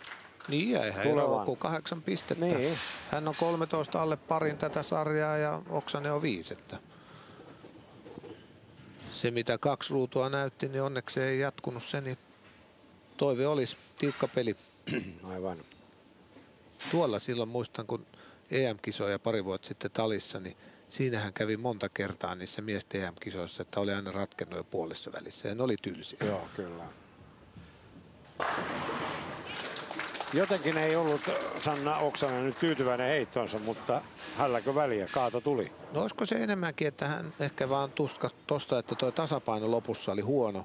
Eihän se linja ollut millään lailla pielessä. Ei. Hän askelti tuonne oikealle, kun optimaalinen tietysti yhden käden heitto olisi pitää kroppa pystyssä eikä huojoa tuonne oikealle. Niin, linja oli hyvä. Että ei todellakaan yllättänyt, että osui taskuun ja tuli kaato. Joo, sai pallon mukavasti sitten sille linjalle, mistä siinä nähdään tuo ote, missä etusormi vedetään aika paljon sinne leveälle. Kyllä se pikkasen menee niin kuin koko ajan tonne. Liikaa oikealle. Niin, missaako se sitten molemmilla radoilla. Tästä on niin mahdoton sanoa, kun mehän katsottiin sitä välierää vähän tästä sivummasta. Ja siinähän ei ollut mitään spektoa meillä edes näkyvillä. että voisiko se olla, että se ratapari molemmat otti paremmin pallosta kiinni ja hän sai sen aikaisemmin lukemaan ja jokuhan siinä on, koska se oli niin vakuuttavaa työskentelyä se 4.70, siinä ei ollut yhtään ilmaa siinä tuloksessa. Se oli ihan huikeata tekemistä. Ja se oli ansaittu 4.70. Joo. Ja nyt siellä on 2 keilaa peräkkäin, että tämä on osa olla vaikea paikattava, mutta sitä se ei ole Milan Evalaiselle. Joo, pikkasen puolesvälissä oli, että pysy siinä, mutta kyllä se lopulta pysyi ihan helposti tuolla, ettei koukannut liikaa ja jäänyt se 8 sieltä sitten, kun olisi mennyt vasempaan poskeen. Nevalainen on myös noussut maajoukkueeseen Sanna Oksasen tavoin, kuten myös Jenni Heino. Eli kaikki mitalistit ovat maajoukkueen keilaajia. Muistatko monta naista siinä maajoukkueen ryhmässä on, mistä aina joukkue valitaan? Joo. Tietysti Peppi Konsteri ja Ani Juntunen ja Elisa Hiltunen kuuluvat vielä. Kaikki nämä 3, jotka siellä ammattilaiskisoissa on tällä hetkellä. Ja olisi se tietysti vähän hassua, että sinne lähtevät ei olisi. Niin joo, se olisi kyllä ihan totta. Mutta sitten Nevalainen. No nyt se vähän väkisin se 7 lähtee, mutta suorempi linja, mutta vieläkään se pallohan ei hidastunut, mutta niin kuin nähdään, breikki oli nyt 7 rimalla. Pallo ei niinkään toiminut vieläkään hyvin, mutta se oli paremmassa linjassa. Ja osumakohta rimalla 15. Toi vähän tuossa taas, että oliko mukaan noin vajaisia keiloissa. Väittäisin, että se oli 15,5 vähintään, mutta sillä ei ole väliä. Mehän nähtiin, että tuosta osumasta usein tulee kaato.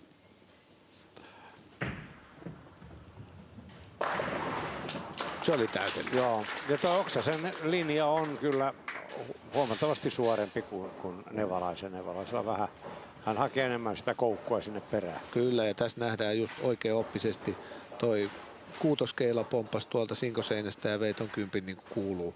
Tämähän ei ollut se vaikka muovipussilla, eli tasan 17, vaan vähän vajaampi, mutta kun reaktio oli hyvä, niin keilat sai kyytiä.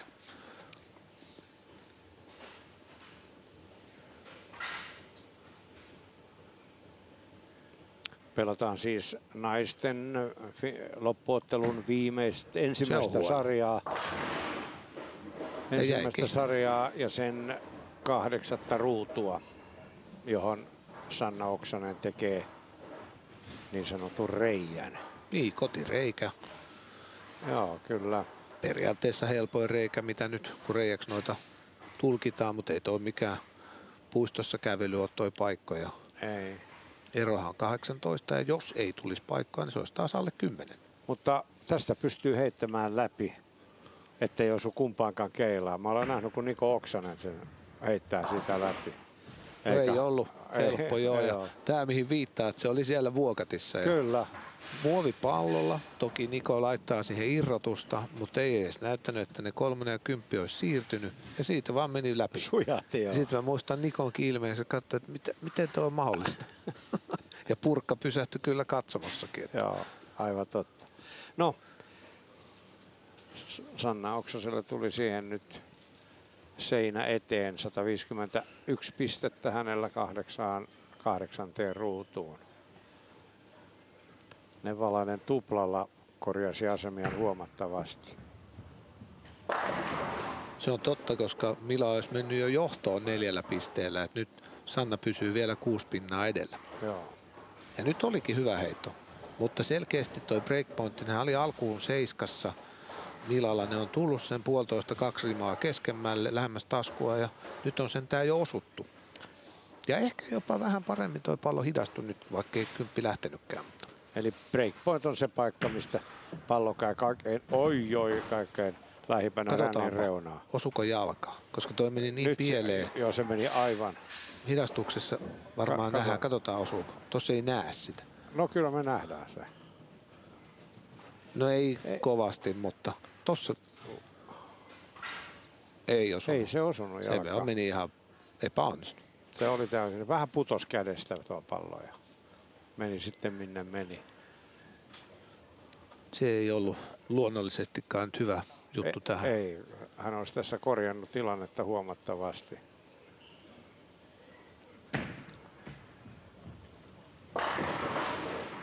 Kyllä se on se 10 sitkeästi nyt Milan Evalaisella siellä pystyssä. Tosiaan nainen jokunen vuosi sitten siirtyi Juvel-tiimistä, eli Hämeenlinnan seurasta edustamaan Granculla Bowleria.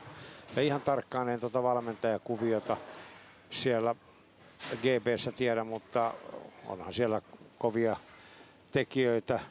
Sami Heinilä etunenässä ja pallotietämys on kovaa luokkaa. Juu, ja siis aikanaan silloin junioriaikana oli Aare Kanaki Hämeenlinnassa, Joo, mutta kuka nykyään sitten onkaan, niin ei mullakaan ole tarkempaa tietoa. Sen tiedän, että Turtiaisen Jussille on kaiketi menossa nyt lähitulevaisuudessa yhden päivän semmoinen pieni joku treenisessio, mutta... Tämä intensiivikurssi. No jos, niin yhden päivän juttu se on. 18 pinnaa on nyt Sannan johto ja ekan sarjan 9 ruutu. Ja siinä Sanna Oksanen tarjosi niin sanottua siimaa kasiruudussa heittämällä sen kotireijän ja eikä onnistunut paikossaan. No se oli taas pelkkää rautaa. Ainoastaan Imu 9 olisi voinut jäädä tosta ja onneksi ei jäänyt. Hieno heitto.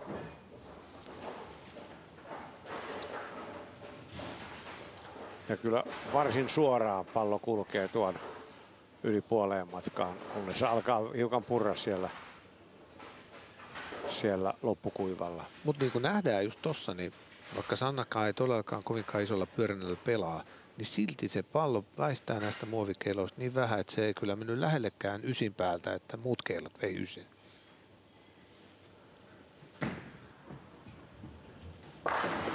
Oli hyvä. Joo.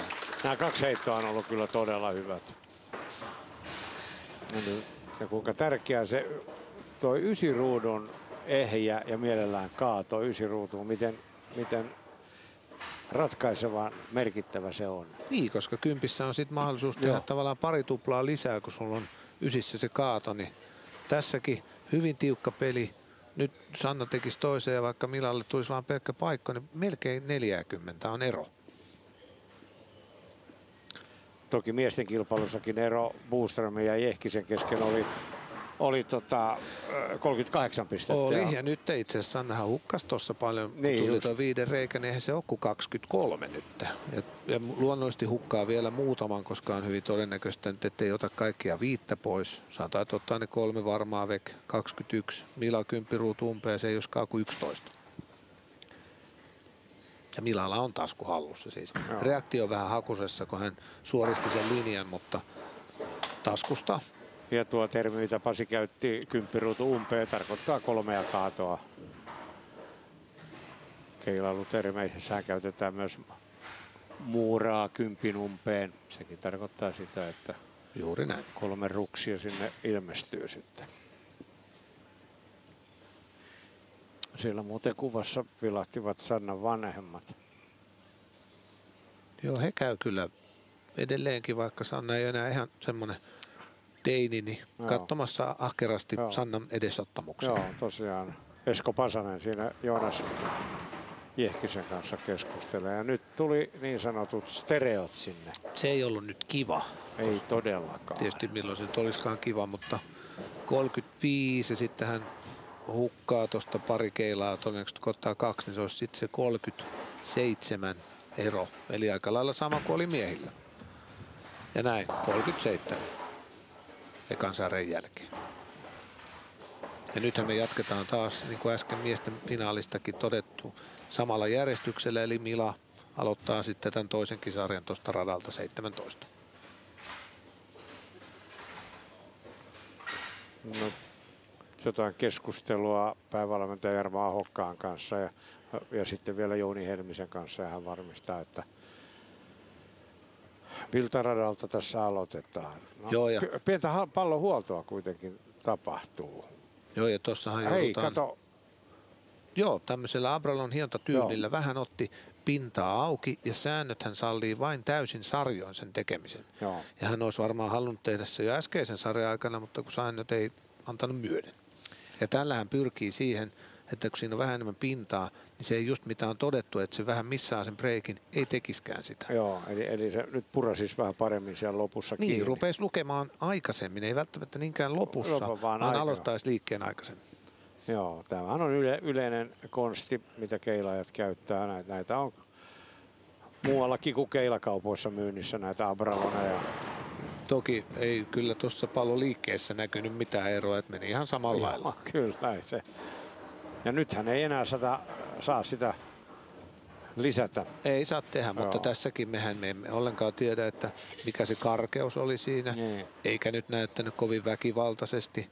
Et voi olla, että olisi pitänyt vähän kovempaa, ehkä yhden napsun karheammalla hiontatyynyllä tehdä se. Kun näitä hiontatyynyjä, Abraloneja on sitten 300 eteenpäin.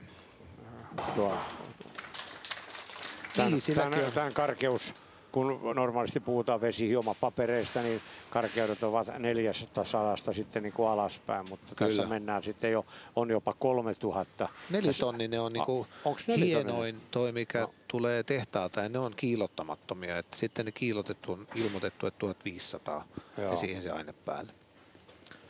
Mutta nyt Sanna Oksanen sitten aloittaa tämän toisen sarjan. Hyvä heitto, ei vaan tullut palkintoa. Ringeri jäi, mutta siinä ei kannata hätääntyä, vaan paikata se vaan pois ja porskuttaa eteenpäin. Mutta tosta vielä siitä nevalaisen, niin sehän voi hyvin olla, että se onkin ollut joku vähän ehkä kulunut 2-tonninen. Niin joo. Tai paljon kulunut tonnia, ei käytetty niin paljon, että sitä pintaa olisi voinut ehkä saada tulla näin ekaheiton perusteella enemmänkin.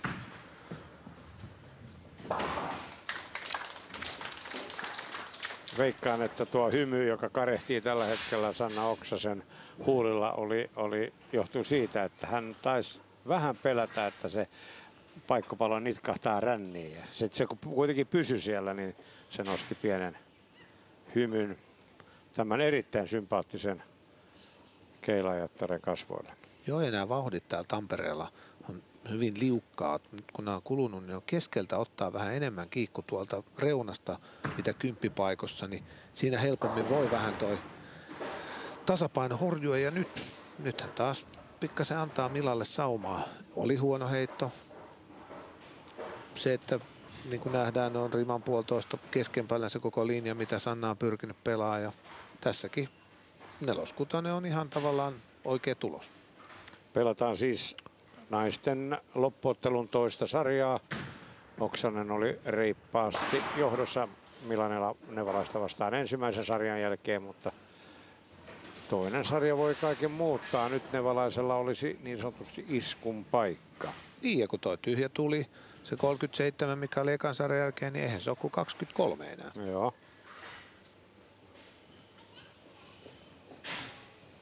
Katsotaan, onko pallon liikkeeseen mitään vaikutusta tälle toiselle radalle. Se, että olisiko se ensimmäinen ollut vähän kevyempi irrotus vai oliko, että yksinkertaisesti ei vaan tarpeeksi tehty pintaa siihen.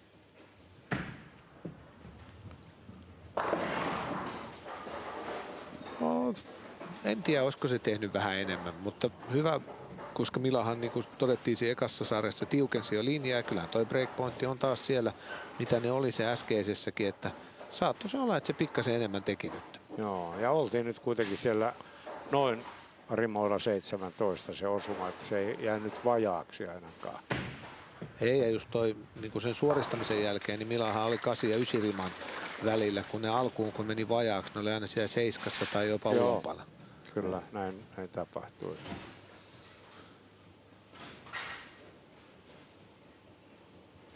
Mutta ehkä sitä pahinta pelkoa, että tämä olisi jo tässä vaiheessa taputeltu, ne ei ole tapahtunut, koska ero on vain 24.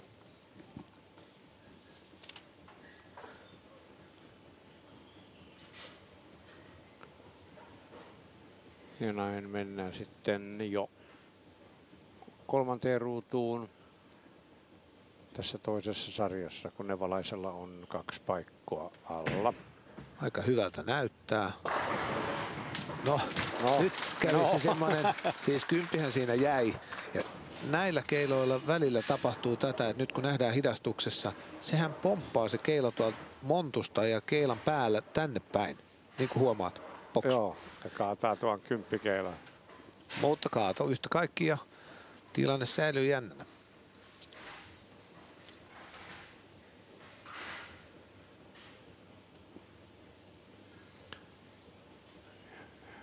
Sitten Oksasella 2 seuraavaa heittoa. No, Hyvä vajaa osuma. Joo. Kyllä, siis seiskoja noista jää, mutta hyvä heitto oli ja kaato tuli ja siinä 2-4 säilyy. Mutta se on Sannasta sanottava, että hän on myös niitä, niin kuin säkin olet varmaan Pertti huomannut, niin hirmu kova tahtoinen ja semmoinen voiton tahtoinen. Ja määrätietoinen. Joo. Eikä varmaan niin kuin sulaa ja pelkää tiukkoja tilanteita. Ei, ja se todistaa just näissä kansainvälisissä mittelöissä. Hänhän on voittanut myös Euroopan mestaruuskapin vuonna 2013. Kyllä. Eli kyllähän siellä on. Ja pari kilpailussa on ollut EM-hopealla. Vähän oli tiukaoloinen linja, mutta no, mitä muttia meni kuitenkin syvälle pesään. Kaikki lähti, 34 eroa. Pikkasen alkaa kyllä tulee se tilanne, että ei Mila nyt hirveästi saisi tässä jättää hyödyntämättä tuota kaatoa. Jos tuo vuosi 2019 oli Joonas Jehkisen hyvä vuosi, niin olisi kyllä Sanna Oksasellekin noin kansainvälisesti. Hän oli pronssilla Mastersissa MM-kisoissa Las Vegasissa. Kyllä, henkilökohtainen MM-pronssi on aika kova. On kova juttu. Ja se oli vuonna 2019. Nyt meni kauas. Vähän, joo. Kakkoskasi se, mikä on jo aikaisemmin ollut kohtuu pienillä. Vähän sellainen turhautuneen oloinen on Mila Nevala näiden heittojen jälkeen. Ja kun nyt näet, se oli tuolla 6,4. Näki heti, että linja meni oikealle. Ja ehkä ilman sitä pinnan avaamista ne olisi tullut ykköskymppi.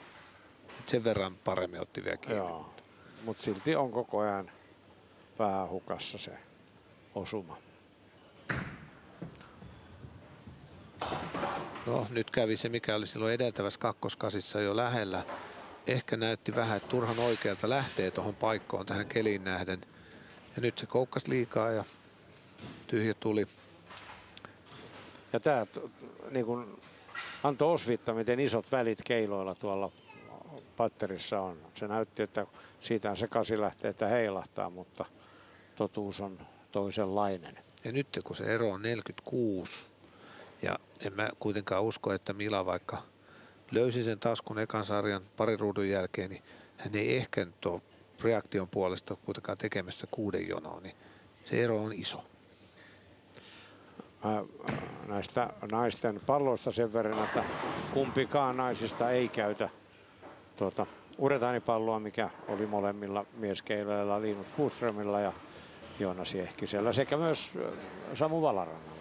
Ei Valarannalla ollut. Sori, sama Valaranta heitti reaktiivipallolla. Joo. Ja teki sen vaihdon siinä toisessa, joka sitten 9 ruudussa ei onnistunut enää, joka ratkaisi, mutta ja nyt kun tuli toi klippi, tätä kutsutaan klipiksi. Joo, jossa sekä pallo että keila menee ton 10 keilan vasemmalta puolelta.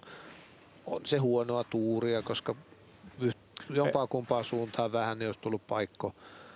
Mutta yhtä lailla saman verran vähän pisteitä siitä saa ja ero kun on 57, niin kyllä me nyt aletaan olemaan siinä, että tämä keitos on kypsynyt. Siltä vähän näyttää. Siinä ei kyllä pallon ja keilan väliin jäänyt kuin hitusen pieni rako. Niin ja kyllähän toi 60 on semmoinen, että menemällä vaan riittävästi tuonne vasempaan reunaan, eli pienentämällä sitä kulmaa, niin kyllä mä nyt sanoisin, että siinä kannattaa tähdätä siihen keskelle ja nyt se meni keskelle valitettavasti. Joo.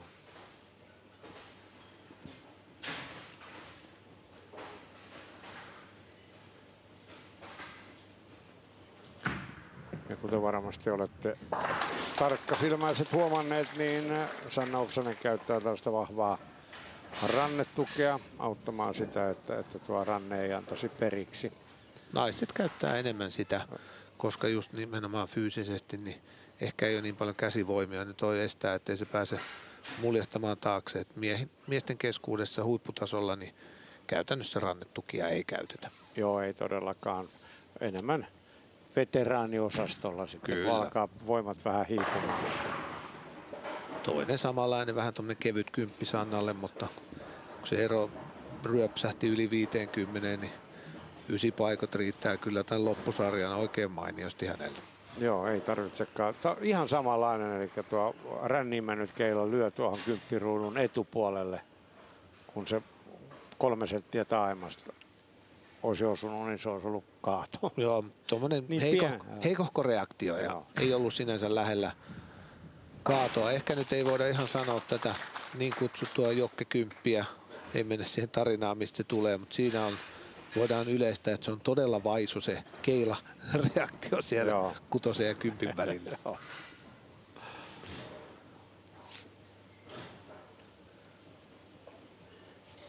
Mutta 55 eroa.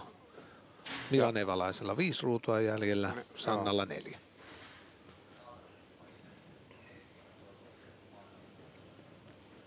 Kyllä tässä nyt toivoisi vaan Milan Evalaiselle sellaista kivaa kaatojonoa, vaikka se ei voittoon välttämättä enää riittäskään. Niin No nyt se tuli. Hieno. Nyt oli hieno osuma.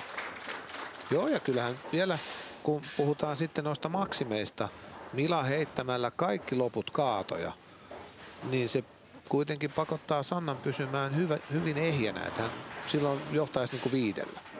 Tämä massiivisen hahmon oma mies on Jouni Helminen, kilpailujohtaja, joka täällä toimii tällaisena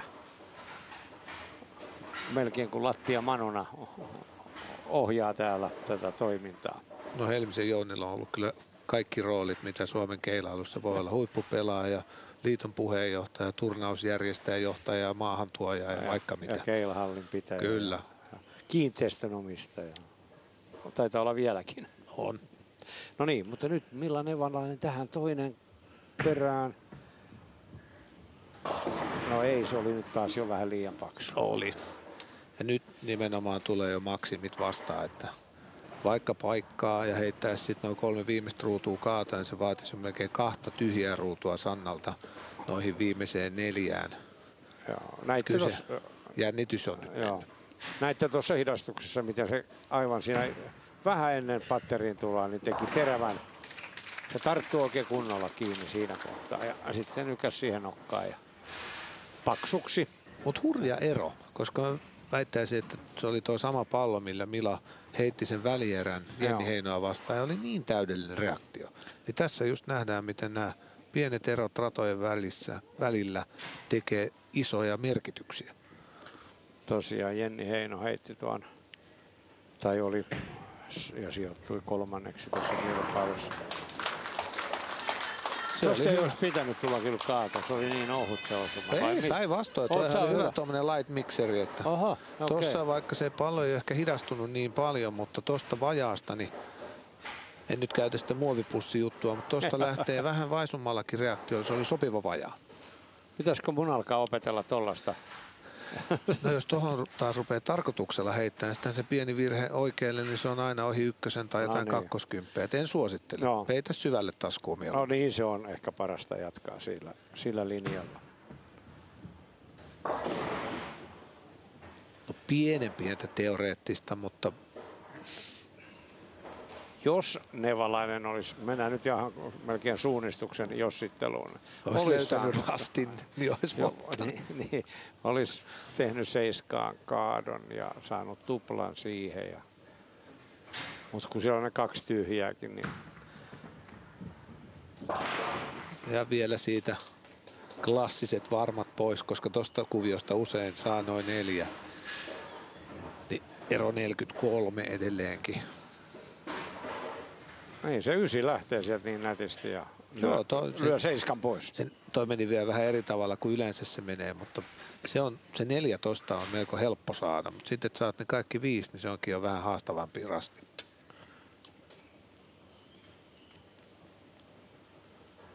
Ja sitten Milan Evalainen tulee heittämään 8-9 ruudut.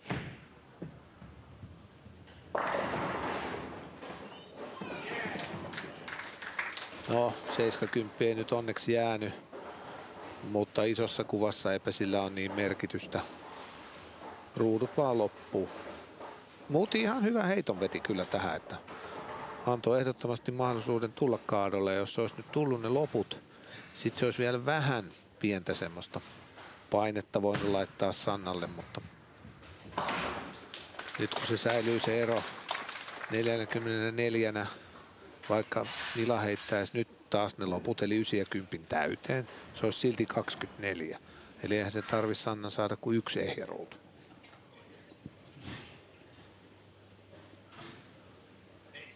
Ja nyt uskoisin, että livevedossa niin yksikään firma ei kyllä enää tarjoisi kerrointa tässä. Se olisi suljettu se kohde. Aivan, joo.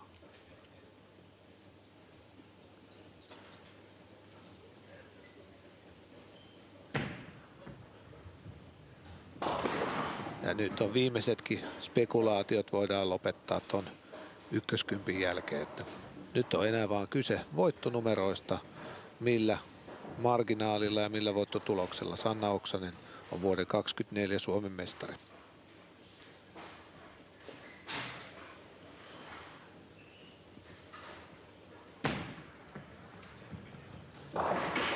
No, hieno paikka siihen. Ei ole missään tapauksessa ykköskymppi helppo kuvio.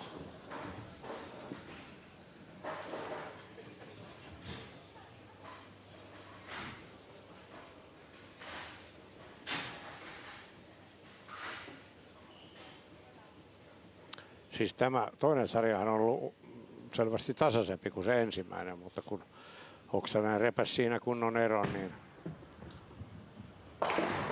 Joo, tässähän ei kumpikaan mitään ihmessarjaa heitä tähän, että on tulossa 180-170. Ja ei se oikein tosiaan se nevalaisen kiri, vaikka siinä yritettiin just sitä pintaa muokkaa ja näin, niin ei se muuttunut se reaktio sen näköiseksi, että siitä olisi ollut niin kuin kovin todennäköistä tulla mitään isoa 2-3-2-40 sarjaa. Olisiko siinä kuitenkin pitänyt pikkasen, niin kuin se vähän vihjasin, että napata vähän karkeammalla sitä? No, se näin jälkeenpäin, se on helppo, mutta sitten kun säännöt ei anna myöden enää se, ja en mä tiedä, olisiko sitten Arsenaalissa, eli ihan pallonvaihto, olisiko sieltä löytynyt mitään, en tiedä mitä Milan kassissa tuolta löytyy, mutta... Siellä taustalla muuten jo Sanna Oksasen aviomies Jere ja heidän pikkutyttönsä kanssa ovat seuraamassa, miten se äiti siellä pärjää ja näyttää pärjäävän aika hyvin, vaikka heittääkin tosi vajaan osuman, niin vajaan, ettei se osu edes ykköskeilaan. Joo, uskoisin, ettei nyt ihan tahallista tyhjää tee tuohon kymppiin juttujen nopeuttamiseksi. Että ehkä se fokus oli kadonnut, kun homma oli selvä, niin sitten tuli tommonen. Jos olisi ollut, että pitää heittää hyvä heitto voittaakseen, niin en usko, että olisi nähty tämmöistä heittoa. Ei tosiaan, kyllä.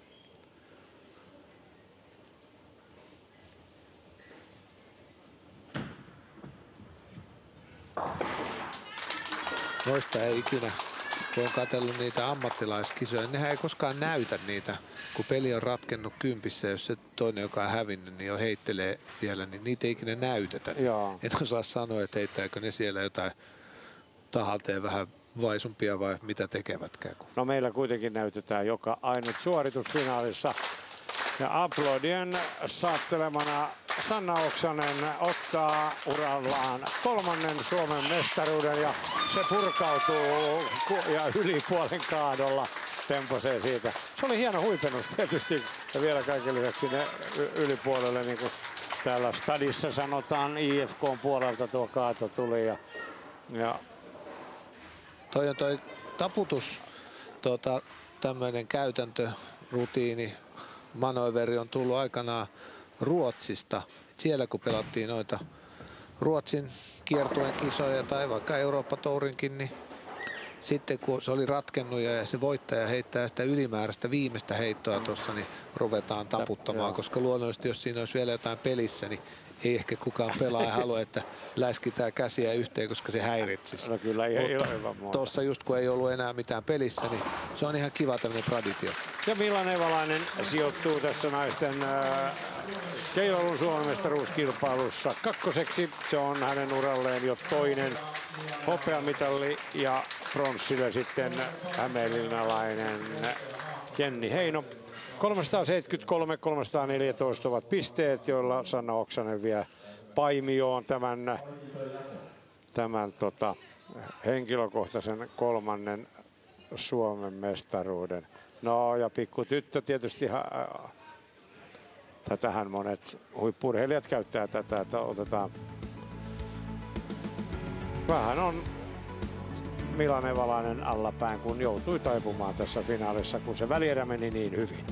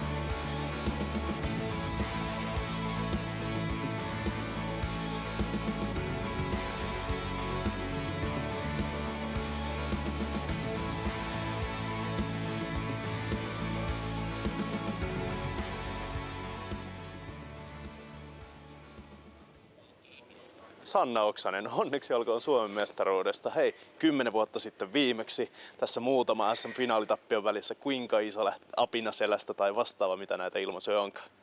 No ihan jäätävä. Mulla on ollut niin mörkönä SM sen jälkeen, kun tuli ekan 2 kultaa ja sitten 2 hopeat, niin sen jälkeen on menty kuin lehmähäntä alaspäin. Oli tärkeä voittaa todellakin. No kerro nyt vähän, että kuinka hyvältä se maistuu, että ennen kaikkea tuossa joutui pitämään sitä fokusta vielä koko finaali, vaikka parhaimmillaan oikein vakuuttavaa keilaamista. No siis oli tosi hyvää keilaamista paitsi tämä finaali, mutta kun tuossa oli 4 tunnin odottelu välissä, niin se oli aika raastava. Mutta olen kyllä todella ylpeä itsestäni, että sain pidettyä pääni. Ei lähtenyt hyvin heittoja, mutta suhteen ja kaverille ei nyt oikein sujunut, niin se ehkä vähän auttoi, mutta mä en nähnyt millään heittoja, niin mä en tiedä niistä sen enempää, mutta tuntuu hyvältä. Jos mietitään tässä tosiaan se 10 vuoden breikkiä, vähän kaikkea mörköä ja muuta, mikä oli tällä kertaa eri lailla, mikä tuntui paljon paremmalle kuin aikaisemmin sitten? No ehkä semmoinen, että viikolla mä viestittelin Piritan kanssa, että terkkuja Kuortaneelle, että ottaa vaan rennosti, lähtee ruutu kerrallaan ja lähtee nauttimaan. Et mulla on ollut töissäkin aika kova stressi viime aikoina, niin mä sain sitä vähän pois tosta, niin helpotti henkisesti. Ehdottomasti. Hei, saatiin myös seuraa tänne. Kuinka ylpeä Linnea on äidin Suomen mestaruudesta? Haluatko sanoa jotain? Nyt vähän jännittää. Ehdottomasti tämä on selkeää tässä kohtaa. Hei, onneksi olkoon Sanna vielä Suomen mestaruudesta. Kiitos paljon ja terkkuja työporukalle Paimioon. Ne lähti. Kiitos. Kiitos. Niin kuin tuossa aikaisemmin kilpailun edetessä kerroin, niin Sanna Oksanen on yksi sympaattisimpia ja tällaisia ulospäin suuntautuneita urheilijoita täällä keilailupuolella. Hän on todella välitön ja ystävällinen. Hieno naiskeilailurheilija. Kyllä, ilman muuta. Nyt me seuraamme sitten vielä, meillä on lähetysaikaa sopivasti jäljellä, me seuraamme palkintoja ja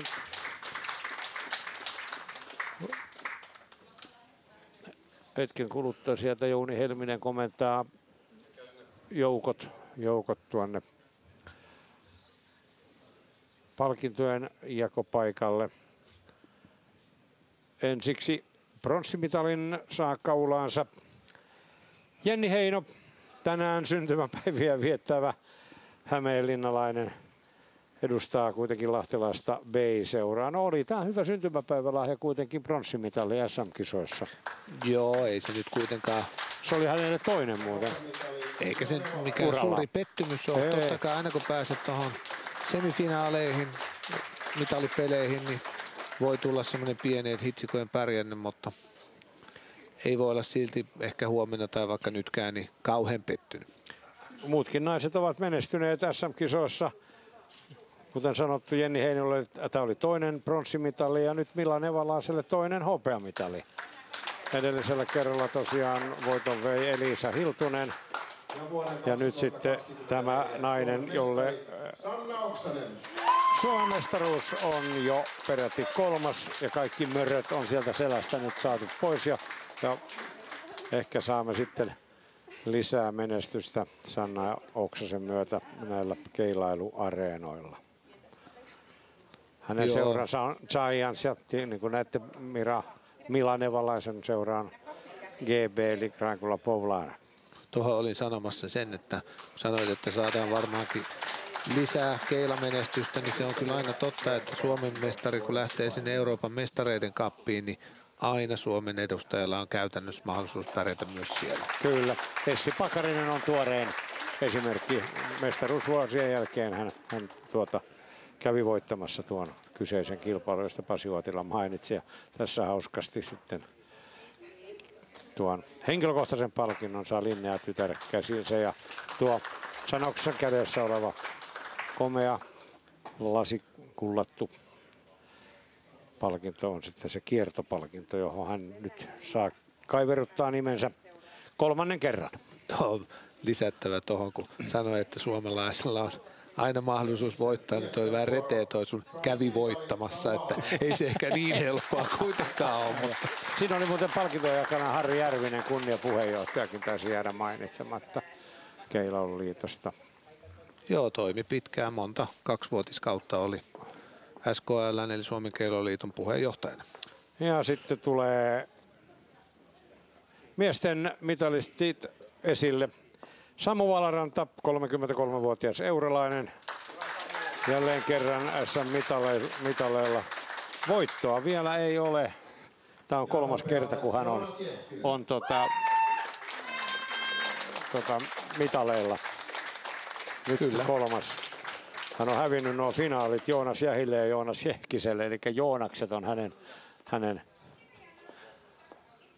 tänään se oli Linus Boström. Tänään oli Linuksen vuoro, mutta se olikin jo välierässä, että ne edeltävät on tullut siinä loppuottelussa. Ja hopeaa mainareiden Joonas Jehkiselle, joka on hänen urallaan jo 3. Ja sitten Linus Boström. Emme enää sano, että tämä on yllätysmestari. Niin vakaata työtä on tämä jyhkeän oloinen raaseporilaiskeilaaja tänään täällä Kaupin keilahallissa tehnyt, joten lämpimät onnittelut täältä selostamastakin Linus Boströmille, jolle tämä oli, niin kuin hän tässä totesi, niin oli uran ehdoton huipentuma. Ja sieltä tuo kiertopalkinto, kun se oli 2 edellistä kiinnitystä, hän oli Tomas Käyhköllä, mutta nyt sitten Linus Boströmille. Joo, ja Linuksen siis nimenomaan hän voitti vielä tämän mestaruuden, että heitti siinä lopussa ne pari viimeistä ruutua loistavia heittoja. Kyllä, se oli todella, se oli voittojen voitto Linus Boströmille. Näin.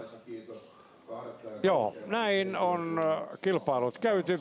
Kiitoksia seurasta, Pasi Uotilan jälleen kerran. Ja nyt sitten Samu Saatsi, heitäpä sieltä jyhkeät loppusanat tähän lähetykseen. Tampereella tosiaan ratkaistu sekä miehissä että naisissa SM-keilailun Suomen mestarit. Seuraavan kerran jatketaan sitten ensi vuonna näiden keilailujen osalta täältä hyvin lämpimästä Tampereen Kaupin keilailuhallista. Mukavaa illanjatkoa sinne ruudun toiselle puolelle.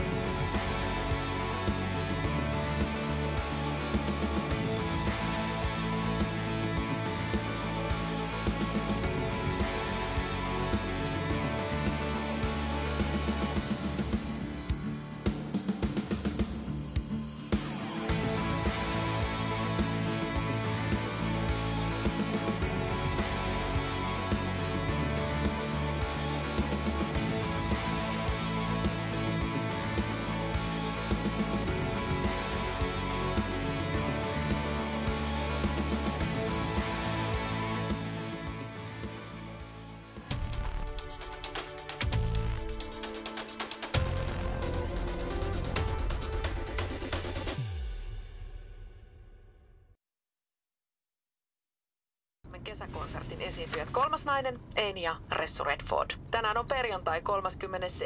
toukokuuta, toukokuun viimeinen päivä ja kello lyö kohta 6:30. On aika siirtää suora lähetys Seinäjoen Lakeuden puistoon Radio Suomen kesäkonserttiin. Siellä juontajina toimivat Matti Ylönen ja Hanna Katajarahko, jotka ovat jo valmiina julistamaan tämän kesän parhaan ilmaiskonsertin alkaneeksi, mutta ennen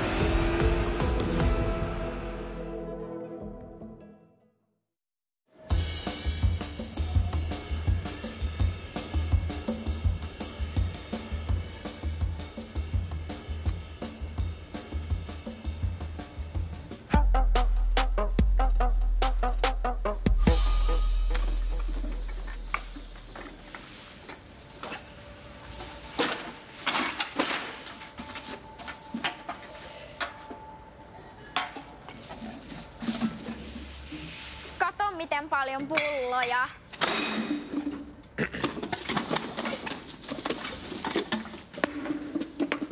Mä voin keskeyttää tämän, jos te haluatte tässä välissä laittaa omat. Ihan rauhassa nyt vaan, palauta vaan.